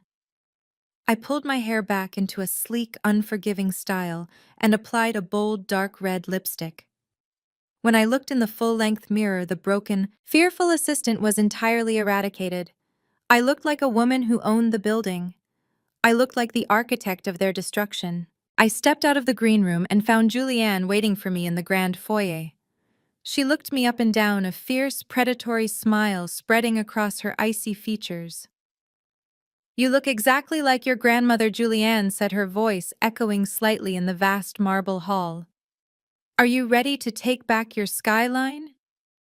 I adjusted my cuffs and met her gaze with total, unwavering certainty. "I am ready to take absolutely everything," I replied.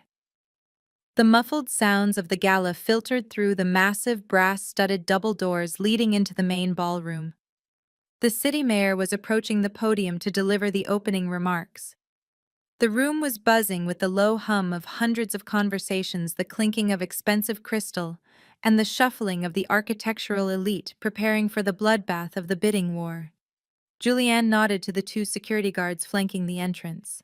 They grabbed the heavy brass handles and pulled the doors wide open. The sudden rush of bright light and the loud creak of the hinges instantly drew the attention of the entire room. The low hum of conversation snapped into a sudden, breathless silence. Julianne was an industry titan. Her arrival always demanded total respect. But as we stepped through the threshold and began walking down the center aisle, the collective gaze of the ballroom shifted entirely to me. I matched Julianne stride for stride, my stilettos clicking rhythmically against the polished marble floor. The sea of faces parted for us. Whispers began to ripple through the crowd, spreading like wildfire across the elegant tables. People recognized me. They remembered the cruel rumors Richard had maliciously spread. They remembered the story of the disgraced daughter, the alleged thief who was blacklisted from every major firm in the state. Yet here I was walking side by side with the most powerful chief executive officer in the industry, wearing a suit that cost more than most of their luxury cars.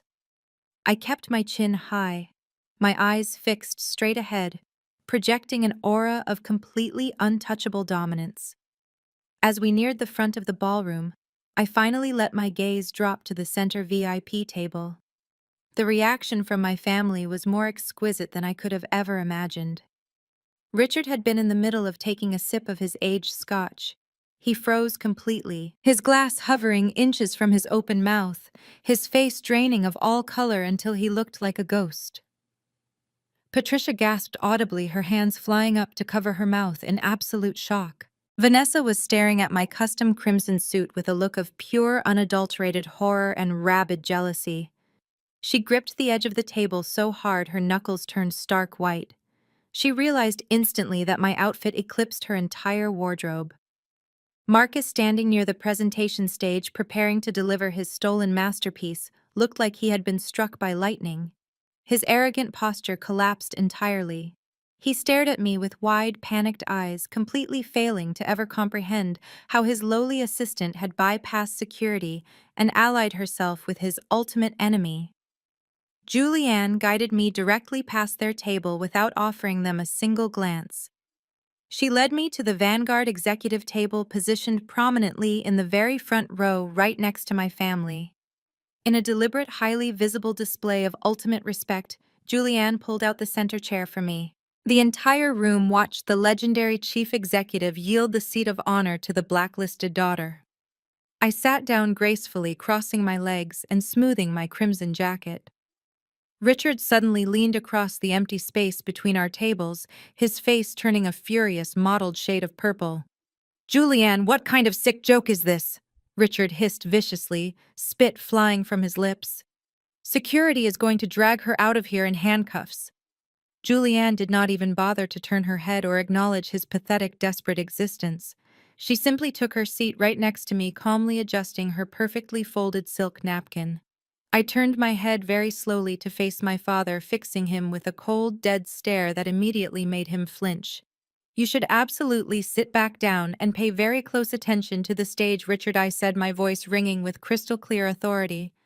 You are about to witness the most expensive failure of your entire life. Before he could scream out a loud response or desperately summon building security, the city mayor tapped the microphone on the main podium, officially calling the highly prestigious bidding gala to order. This immediately forced a furious, completely paralyzed Richard to sink helplessly back into his velvet chair, trapping him in the front row for the execution. The mayor tapped the microphone, silencing the grand ballroom. Welcome to the unveiling of the proposals for the new City Civic Center. I invite the lead project director of our first presenting firm to the stage. Marcus, the floor is yours. Marcus adjusted his velvet jacket, taking a deep breath to steady his nerves. He walked up the steps to the main podium, forcing a charismatic smile as applause washed over him. Avoiding the vanguard table, he fixed his gaze on the city council members.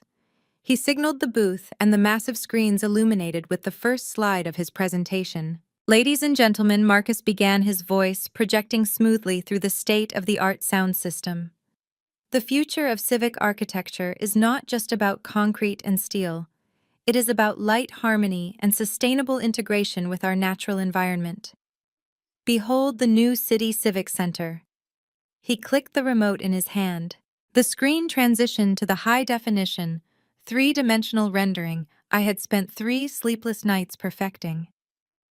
A collective gasp rippled through the grand ballroom. The sheer visual impact of the design was undeniable. The sweeping asymmetrical glass canopy looked like a frozen wave of water catching the simulated sunlight brilliantly. Lush green spaces integrated seamlessly with the urban plaza, supported by ultra-thin spiraling kinetic pillars that effortlessly defied gravity. It was a masterpiece, and Marcus was parading it as his own undisputed genius. He walked confidently across the stage using a laser pointer to highlight the elegant titanium curves. He delivered the superficial talking points I had left in the project notes, sounding incredibly convincing to the untrained ear. The city council members were completely mesmerized. The mayor leaned forward in genuine admiration. In the front row, Richard puffed out his chest with a smug grin. Patricia clapped in silent delight, while Vanessa looked around to ensure everyone was properly jealous of her brilliant husband. For 10 agonizingly long minutes, Marcus ruled the room. Riding the wave of my stolen creativity, he believed he had already secured the $500 million contract. He clicked to the final slide, displaying the complex foundational blueprints and the intricate cross-section of the central load-bearing pillar. As you can see, Marcus proclaimed proudly, waving his hand toward the incredibly dense mathematical algorithms displayed on the massive screen. We have revolutionized the structural support system to maximize open space while maintaining absolute safety and stability. This is not just a building. It is a mathematical triumph. Thank you, Marcus. That is a truly stunning visual presentation, a deep, gravelly voice interrupted. The compliment was immediately undercut by a heavy tone of aggressive skepticism. The voice belonged to Chief Engineer David Sterling. He was a man with 40 years of structural experience and a reputation for ruthlessly dismantling flawed designs. He did not care about sweeping glass or titanium accents. He only cared about physics. He leaned forward to his microphone on the council platform, pushing his thick glasses up the bridge of his nose as he scrutinized the blueprints on the screen. However, the chief engineer continued, his eyes narrowing sharply.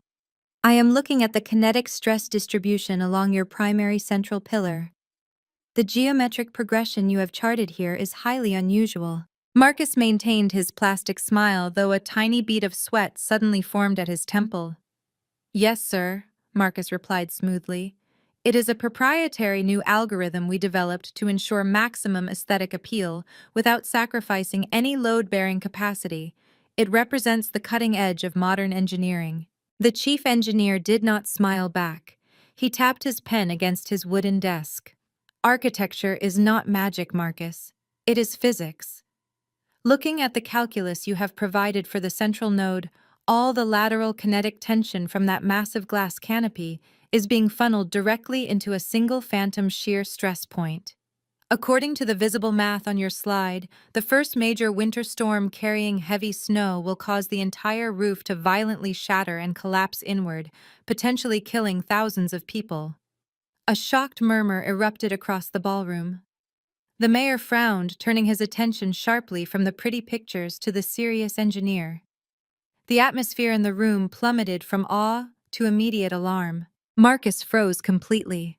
The charismatic smile instantly melted off his face, leaving behind a mask of absolute terror. He stared at the massive screen behind him, his eyes darting frantically across the complex equations I had planted. He had no idea what a phantom shear stress point was. He did not understand the geometric progression. He was staring at a foreign language that he was suddenly expected to translate to save his career and a $500 million contract. Sir Marcus stammered, his voice cracking into a high, pathetic pitch. The math is completely sound. We ran several computer simulations. The lateral beams absorb the stress. Then explain the counterbalance coefficient, the chief engineer demanded loudly, his voice echoing through the silent hall. You have an incomplete equation on the board.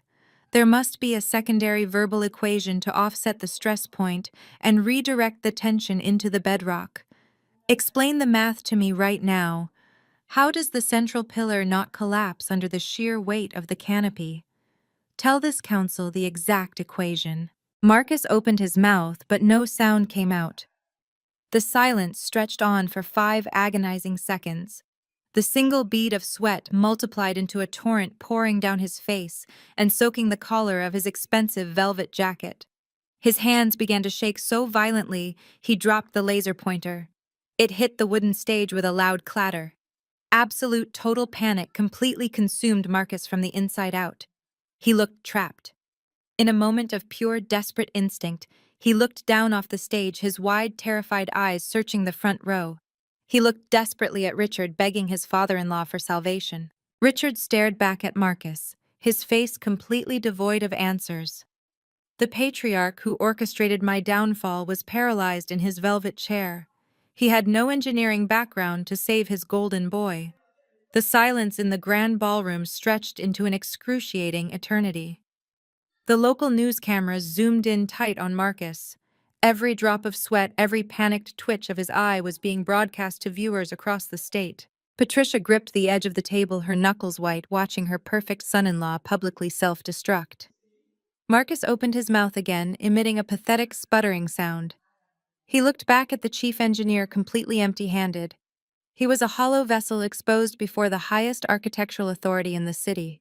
The chief engineer leaned closer to his microphone, his expression hardening into absolute disgust. I asked you a direct question, Marcus. If you cannot explain the foundational counterbalance coefficient of your own design, then this city council has absolutely no business entrusting you with a $500 million public infrastructure project. Marcus gripped the edges of the podium, his knuckles shaking violently. Sir, I can have my team run the numbers and send a detailed report by tomorrow morning? He pleaded, his voice cracking horribly. The chief engineer shook his head, reaching for his gavel. A true architect does not need a team to explain the core of his own masterpiece. I did not wait another second. I pushed my chair back from the Vanguard executive table. The sharp scrape echoed loudly through the tense, silent ballroom. Every single head in the room turned toward me. I stood up, my crimson suit glowing like a warning beacon under the massive crystal chandeliers. I picked up the silver wireless microphone resting on our table. I flicked the switch, a soft electronic hum signaling that the floor was now mine.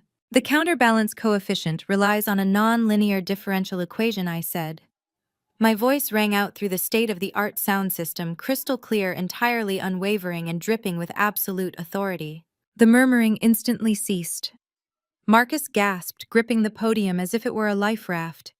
Richard tried to stand up, but a sharp glare from a nearby security guard forced him back down. The chief engineer froze his hand, hovering right above his wooden gavel. He peered through his thick glasses at me, captivated by the sudden insertion of actual intelligence. I kept my eyes locked directly on the chief engineer, ignoring my family. I began to walk slowly toward the center aisle, commanding the attention of the entire room. To offset the phantom shear stress point at the central node, you must apply a lateral tension modifier of 0.84 to the secondary lattice structure I explained, delivering the calculus with the grace of a master.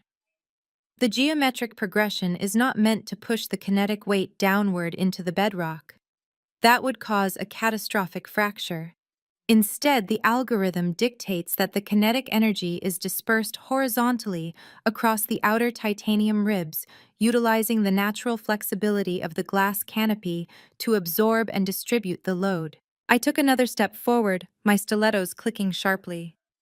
The mathematical proof requires integrating the wind resistance factor with the thermal expansion rate of the glass.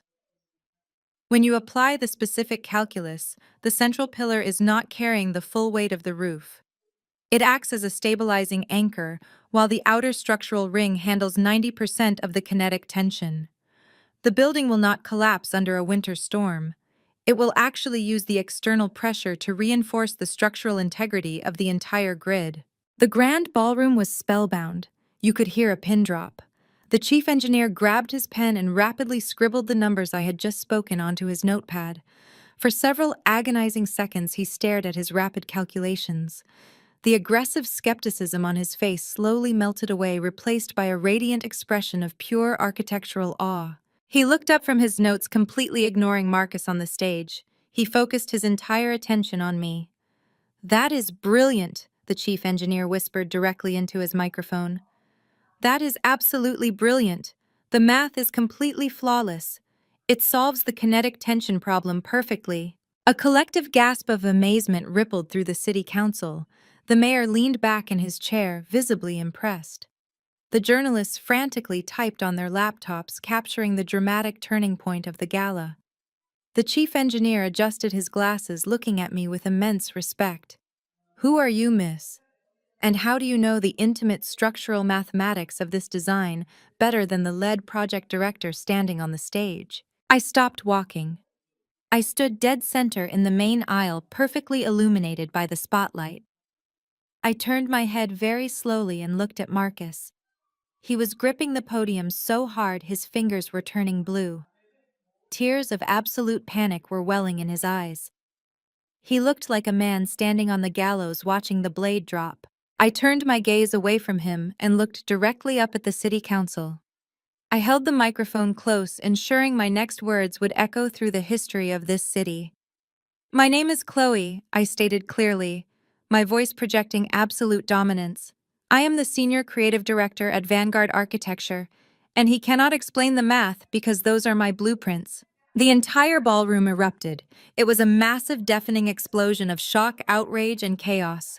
Reporters shouted questions, camera flashes blinded the room in a rapid-fire strobe effect, and the city council members began talking over one another in total disbelief.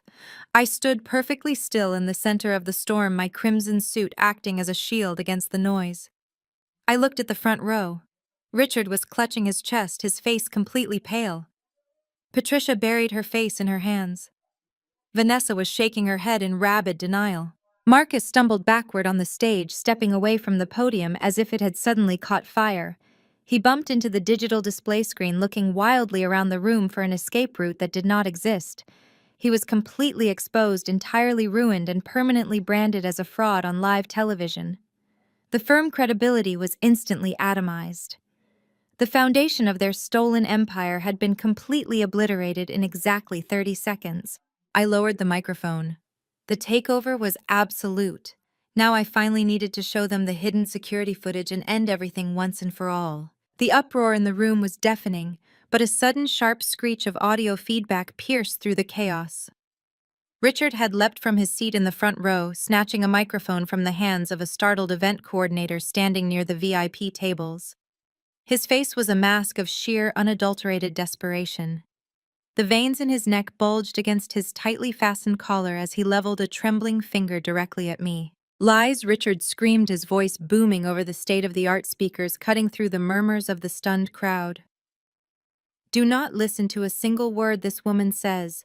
She is a disgraced, bitter former employee who was fired for gross incompetence. This is corporate espionage of the highest order. She hacked into our secure company servers. She stole Marcus's brilliant designs and memorized the mathematical formulas just to come here tonight and publicly sabotage our bid. She is a criminal and a hacker. The audience gasped, their heads swiveling back and forth between Richard and me, like spectators at a brutal tennis match. The journalists raised their cameras, hungry for the escalating drama. Marcus, emboldened by his father-in-law's aggressive defense, suddenly found his voice.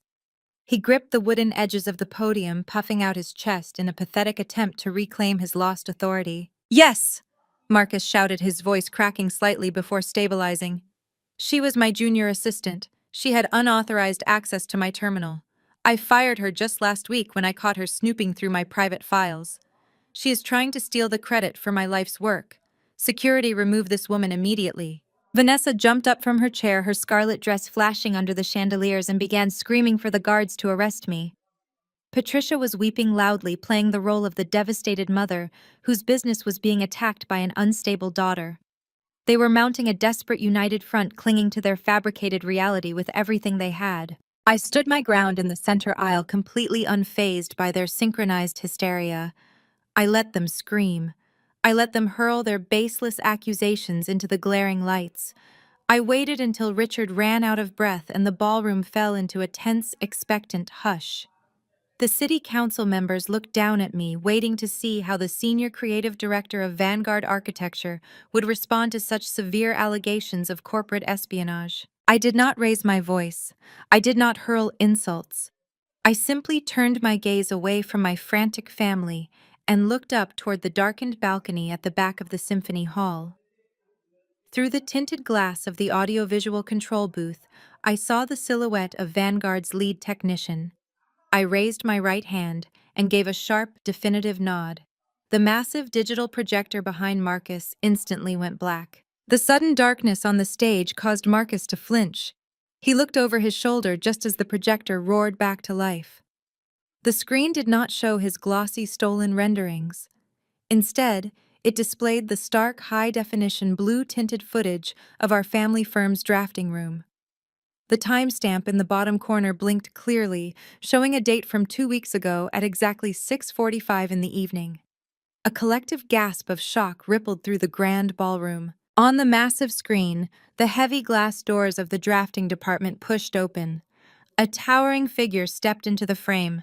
The high-definition camera captured the sharp cut of his expensive tailored suit, the frantic swiveling of his head, and the heavy sheen of sweat glistening on his forehead. The entire city watched as Marcus crept through the shadows of the empty office, approaching my corner desk with the stealth of a common burglar. "No," Marcus whispered into the hot microphone, his voice trembling with absolute horror. "Turn it off. Turn that screen off right now." No one moved to help him. The audio-visual feed was locked. The footage continued playing, showing Marcus pulling a silver flash drive from his jacket pocket and jamming it into my computer workstation. The screen split in half. On the left side, the video feed showed Marcus frantically looking over his shoulder. On the right side, a stark black terminal window appeared, displaying the raw, unedited forensic data logs from the company servers. My voice rang out through the ballroom, cold and commanding. "You claim I hacked your computer, Marcus. Let us look at the digital forensics." The data logs displayed on the right side of the screen were captured directly from my personal encrypted cloud server. They show exactly what happened that night. The forensic logs highlighted lines of code in bright red. The audience watched in morbid fascination as the log documented a massive file transfer from my local drive onto an external USB device. But he did not just steal my work, I continued, my voice echoing off the marble walls. He tried to erase my existence. The video on the screen showed Marcus gripping the mouse. The forensic logs simultaneously displayed the command history. Everyone in the ballroom watched the text scroll rapidly as Marcus executed a hard delete of the original project files. Then the log showed him opening the title block. The entire city council, the mayor, and hundreds of elite architects watched the live playback of my name being deleted, replaced by Marcus's bold capital letters. Finally, the screen showed the application of his digital signature. The evidence was absolute, irrefutable, and devastating. To eliminate any remaining doubt, I pointed to the final section of the forensic display. And for the record of authorship, I stated firmly, Vanguard Architecture's internal servers verified the metadata of these files before I accepted my position. The timestamps embedded deep within the core algorithms prove that I originated this entire project weeks before Marcus ever laid eyes on it. My digital signature is woven into the very fabric of the mathematics. The massive screen zoomed in on the Vanguard authentication certificate, displaying a creation date that predated Marcus's theft by a full month. The trap had closed perfectly. The digital guillotine had dropped, severing their lies from reality. Richard collapsed back into his velvet chair, completely broken. The fierce, aggressive patriarch was gone, replaced by a hollow shell of a man who had just watched his entire legacy burn to ash. Marcus stood frozen on the stage, the glaring evidence of his crime illuminating his terrified face. The entire grand ballroom erupted into absolute chaos as the reality of the massive corporate fraud fully settled over the crowd. Vanessa covered her face with her hands, sobbing uncontrollably as the reality of her husband's humiliation set in.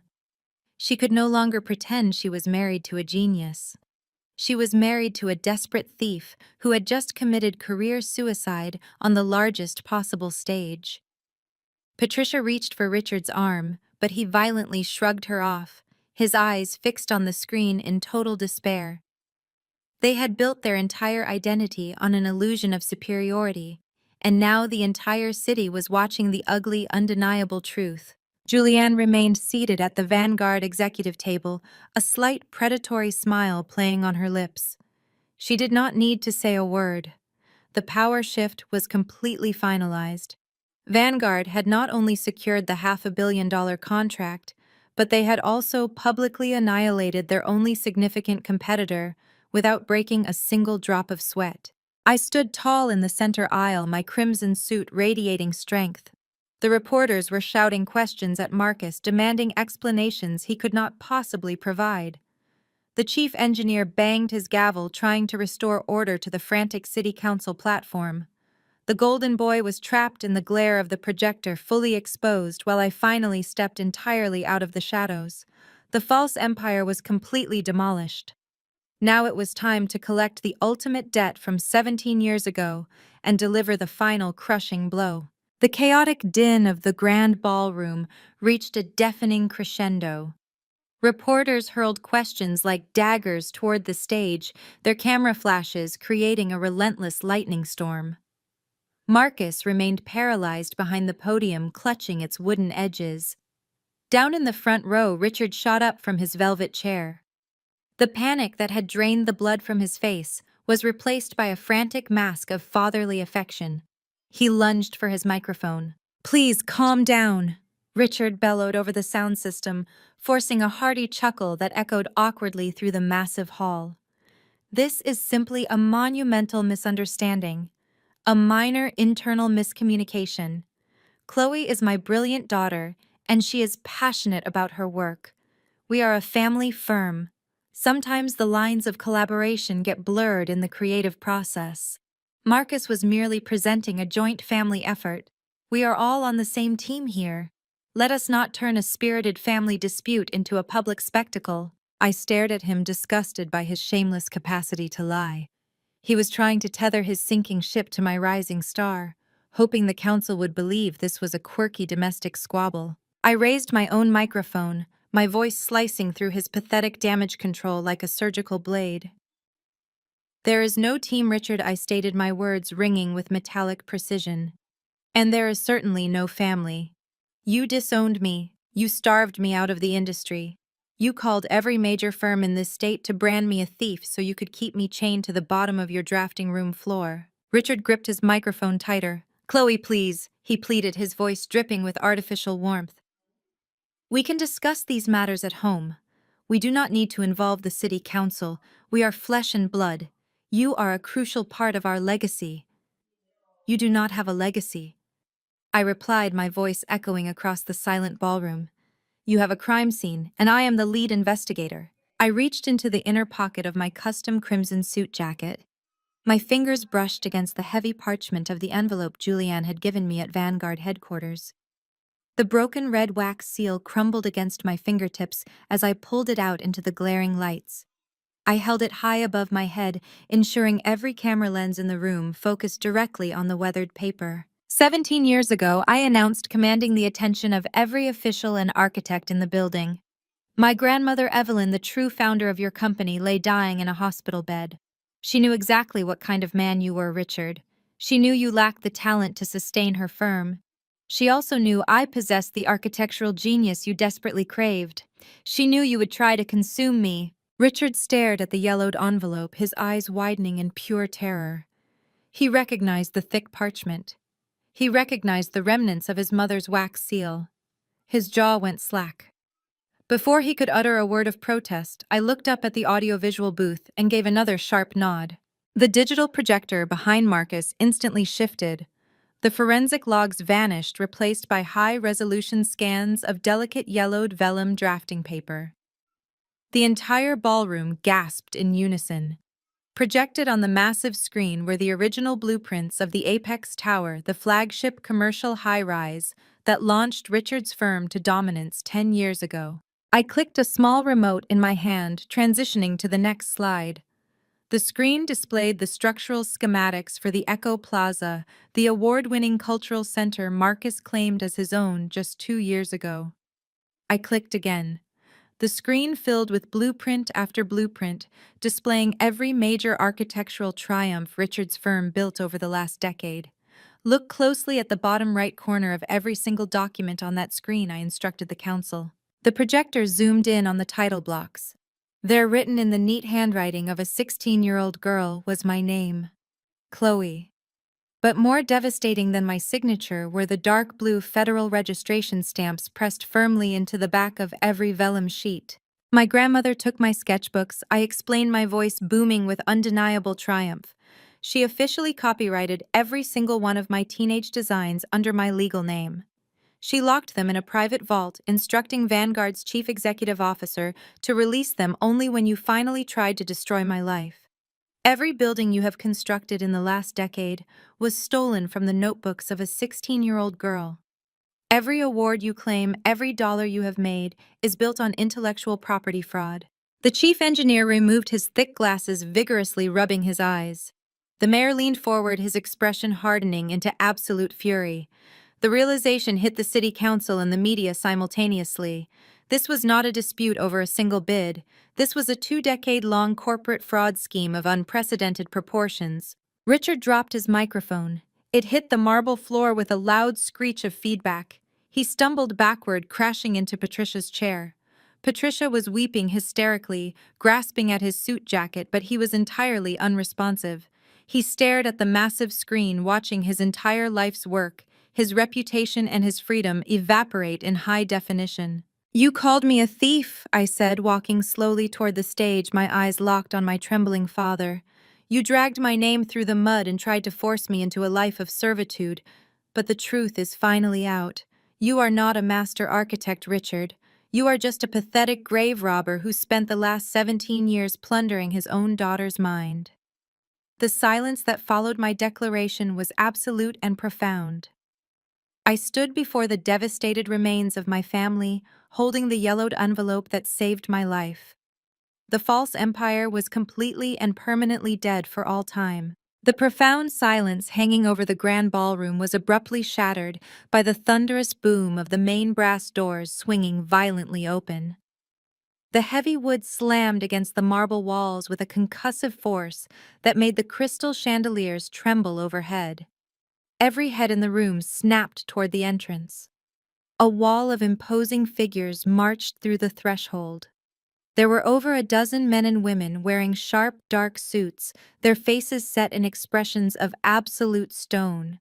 The bright gold letters printed across their tactical windbreakers clearly identified them as federal agents and financial crimes investigators. They moved in a highly coordinated tactical formation down the center aisle, completely ignoring the blinding flashes of the press cameras. The crowd of elite architects and city officials instinctively parted like the Red Sea, scrambling to get out of the way of the advancing authorities. I turned slightly to look at Julianne. The Vanguard chief executive officer remained seated at her executive table, casually swirling the remaining champagne in her crystal glass. She caught my eye and offered a slow, predatory nod. She had not just forwarded my digital forensic logs to the police. She had personally coordinated this entire strike with her high-level contacts at the Federal Bureau of Investigation, ensuring the warrants were signed and ready to execute the very moment Marcus presented the stolen blueprints. The lead federal agent, a tall man with a stern jawline, split his team with a sharp hand signal. Half of the armed officers moved directly toward the main stage, while the other half surrounded the central VIP table where my father remained frozen in his velvet chair. Marcus watched the agents ascending the stage stairs. His eyes bulged with pure, unadulterated terror.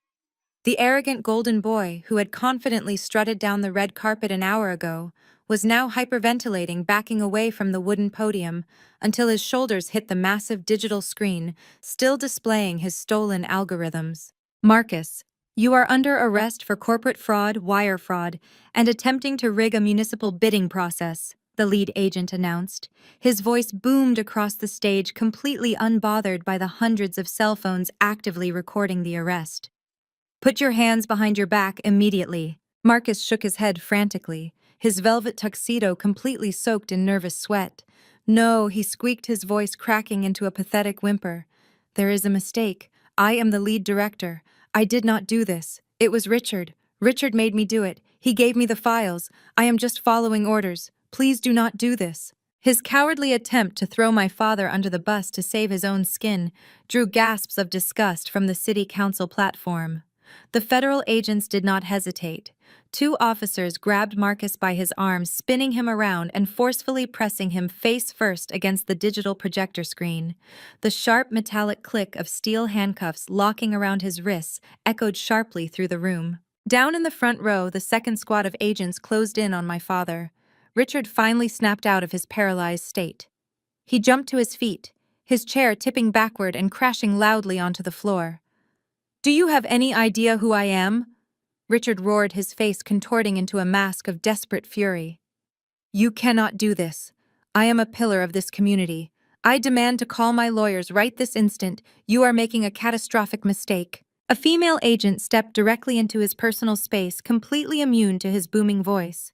Richard, you are being placed under federal arrest for massive intellectual property theft, embezzlement, grand larceny, and multiple counts of financial fraud spanning over 17 years, she stated with icy precision. You have the right to remain silent. I highly suggest you start using it immediately. Patricia lunged forward, grabbing the agent by the sleeve of her dark suit. You cannot take my husband. Patricia wailed, her flawless silver gown wrinkling as she sobbed hysterically. We are a respectable family. My daughter is lying. She is a sick, jealous girl. She set us up. The agent sharply pulled her arm away from my mother's grasping hands. Step back, ma'am, or you will be charged with interfering with a federal investigation. Patricia stumbled backward, collapsing into the arms of a horrified city official. Vanessa was shrieking from the other side of the table, watching in absolute horror as the agents grabbed her father. Richard fought against the officers, twisting his shoulders and shouting furious threats, but he was quickly overpowered. They wrenched his arms behind his back, securing the heavy steel cuffs tightly around his wrists. The great patriarch, the man who had terrified me for my entire life, was reduced to a struggling, pathetic criminal in front of the entire city. The brilliant facade he carefully maintained for decades shattered completely into jagged pieces on the cold marble floor. I stood perfectly still in the very center aisle, holding my grandmother's yellowed envelope in my hand. I watched as the federal agent's frog marched Marcus down the stage steps. His velvet suit was rumpled, his face buried in his chest to hide his tears from the flashing cameras. He looked exactly like the hollow fraud he had always been. The golden boy was finally facing the severe, unyielding reality of his own utter incompetence and monumental failure. They marched Richard right past me. Our eyes met for just a fleeting quiet second. I expected to see pure hatred, but instead I saw the shattered, empty gaze of a man who finally realized his reign of terror was permanently finished.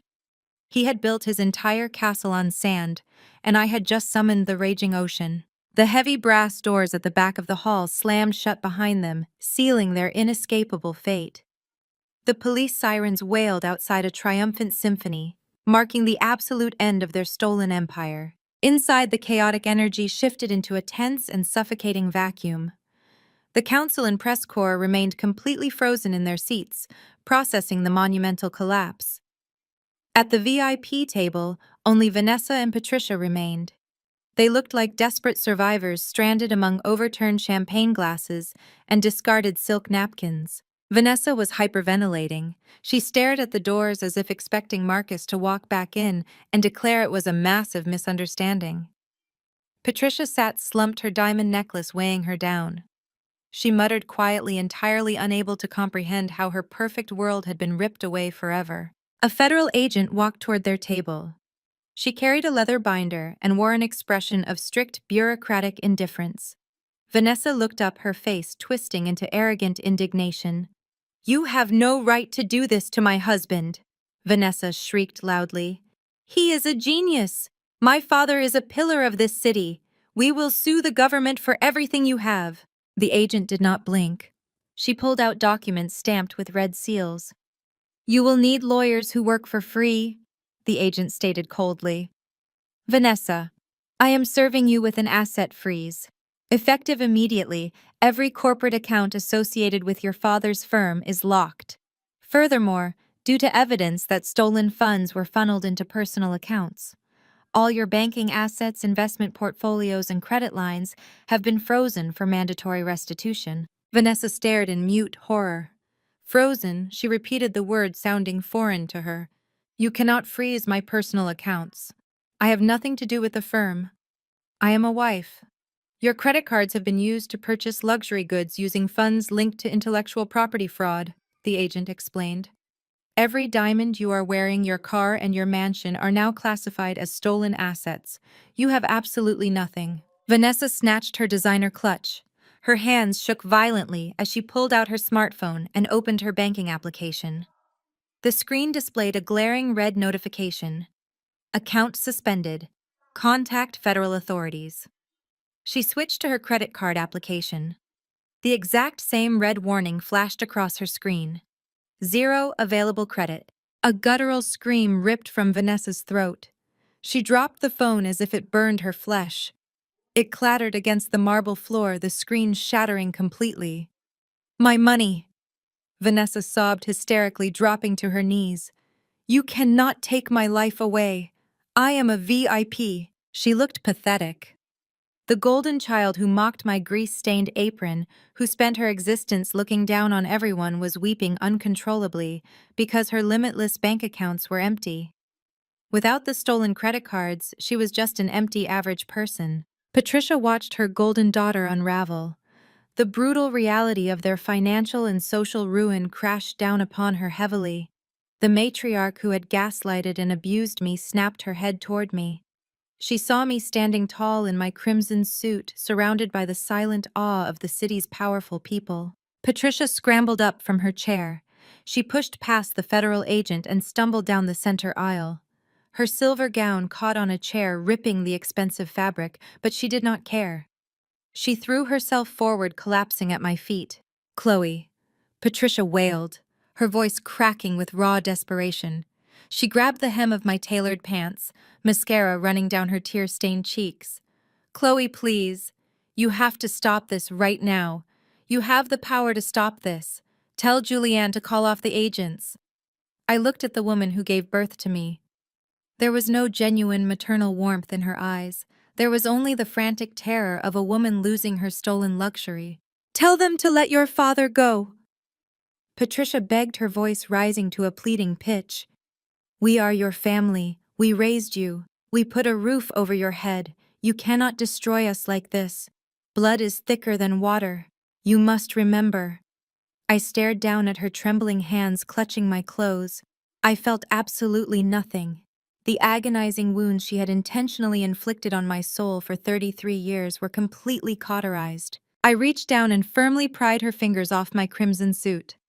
I took a deliberate step back, forcing her to look up. "Blood is thicker than water," I repeated, my voice dropping to a dangerous icy calm. "That is a very convenient phrase, Mother. You did not care about my blood when you watched Richard steal my teenage designs. You did not care about my blood when you laughed while he threw a dirty $1 bill at my feet. You did not care about my blood when you let Marcus take all the credit for my architectural genius while I scrubbed dirty restaurant tables just to survive." Patricia sobbed, shaking her head violently. I did not know she pleaded, lying even in her final moments. I was trying to keep the family together. I wanted to protect our legacy. "You were protecting your own disgusting greed," I corrected her, my tone absolutely merciless. "You knew exactly what was happening. You enabled the theft every single day.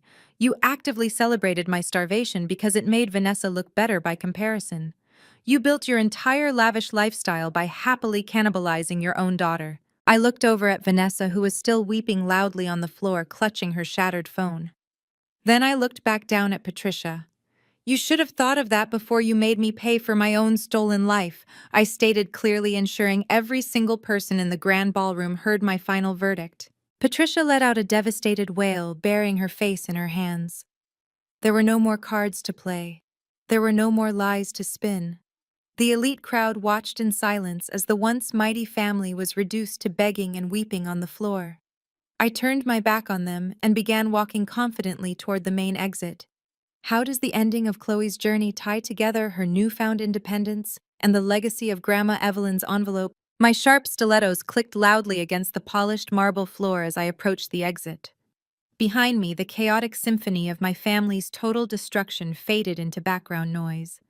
I pushed open the heavy brass doors of the grand ballroom and stepped out into the cool night air.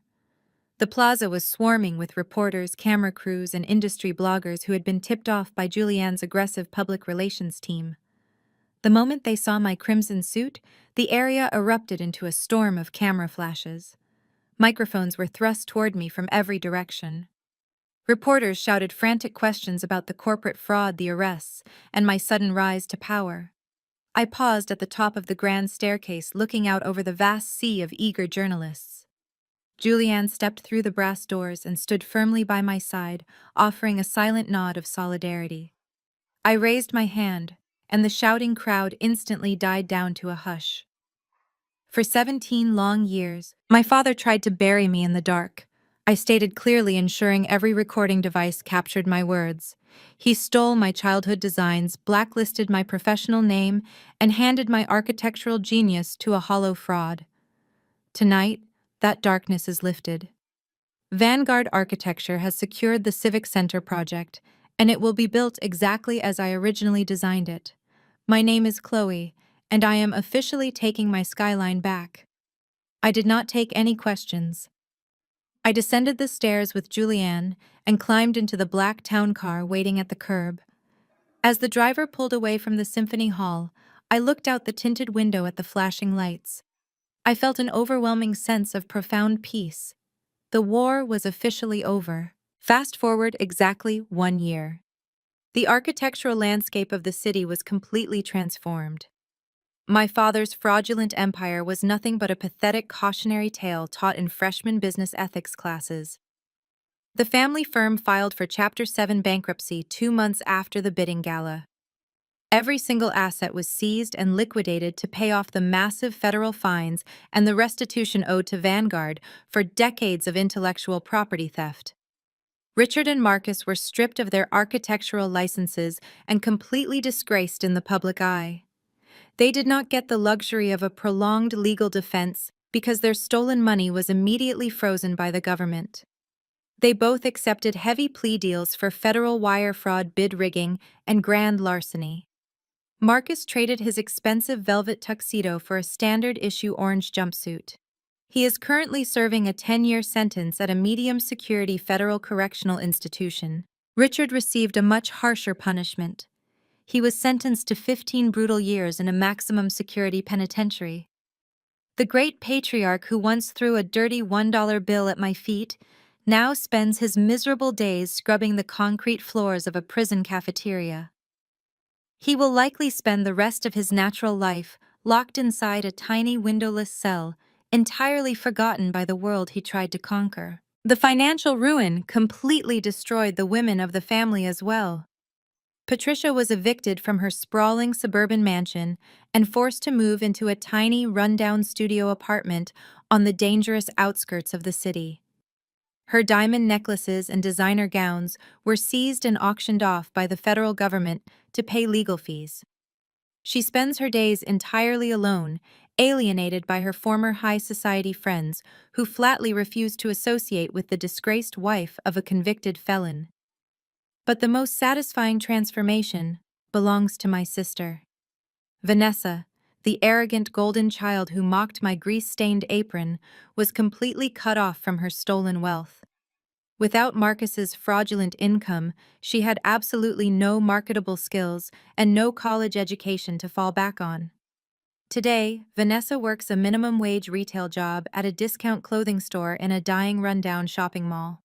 She spends 8 agonizing hours a day standing on her aching feet wearing a cheap, scratchy polyester uniform folding clearance shirts and enduring the endless complaints of rude customers. There are no more expensive shopping sprees or luxury sports cars. She takes the crowded public bus to work every single morning, carrying the incredibly heavy burden of her own shattered arrogance. While they dwell in the miserable ruins of their own making, my life has reached towering new heights. I am standing in the expansive penthouse of the newly constructed City Civic Center. The warm morning sunlight pours through the sweeping asymmetrical glass canopy that stretches brilliantly above my head. The kinetic structural pillars utilizing my precise mathematical algorithms support the massive roof flawlessly. The building is an absolute masterpiece, and it belongs entirely to me. My name is deeply etched into the solid bronze dedication plaque in the main lobby. As the senior creative director and a major shareholder at Vanguard Architecture, I have completely reshaped the aesthetic of this entire city. Julianne and I have turned Vanguard into an unstoppable global force, securing massive government contracts across the entire country. I walk over to the towering floor-to-ceiling windows and look out over the sprawling metropolis. The city skyline is a jagged horizon of gleaming steel and glass, and I have conquered every single inch of it. I place my hand gently against the cool window pane, thinking about my grandmother Evelyn. She knew the darkness that lived inside Richard, but she also saw the brilliant fire burning inside me. She packed away a simple yellowed envelope 17 years ago, trusting that I would eventually find the strength to use it. I did not just survive the starvation and the abuse.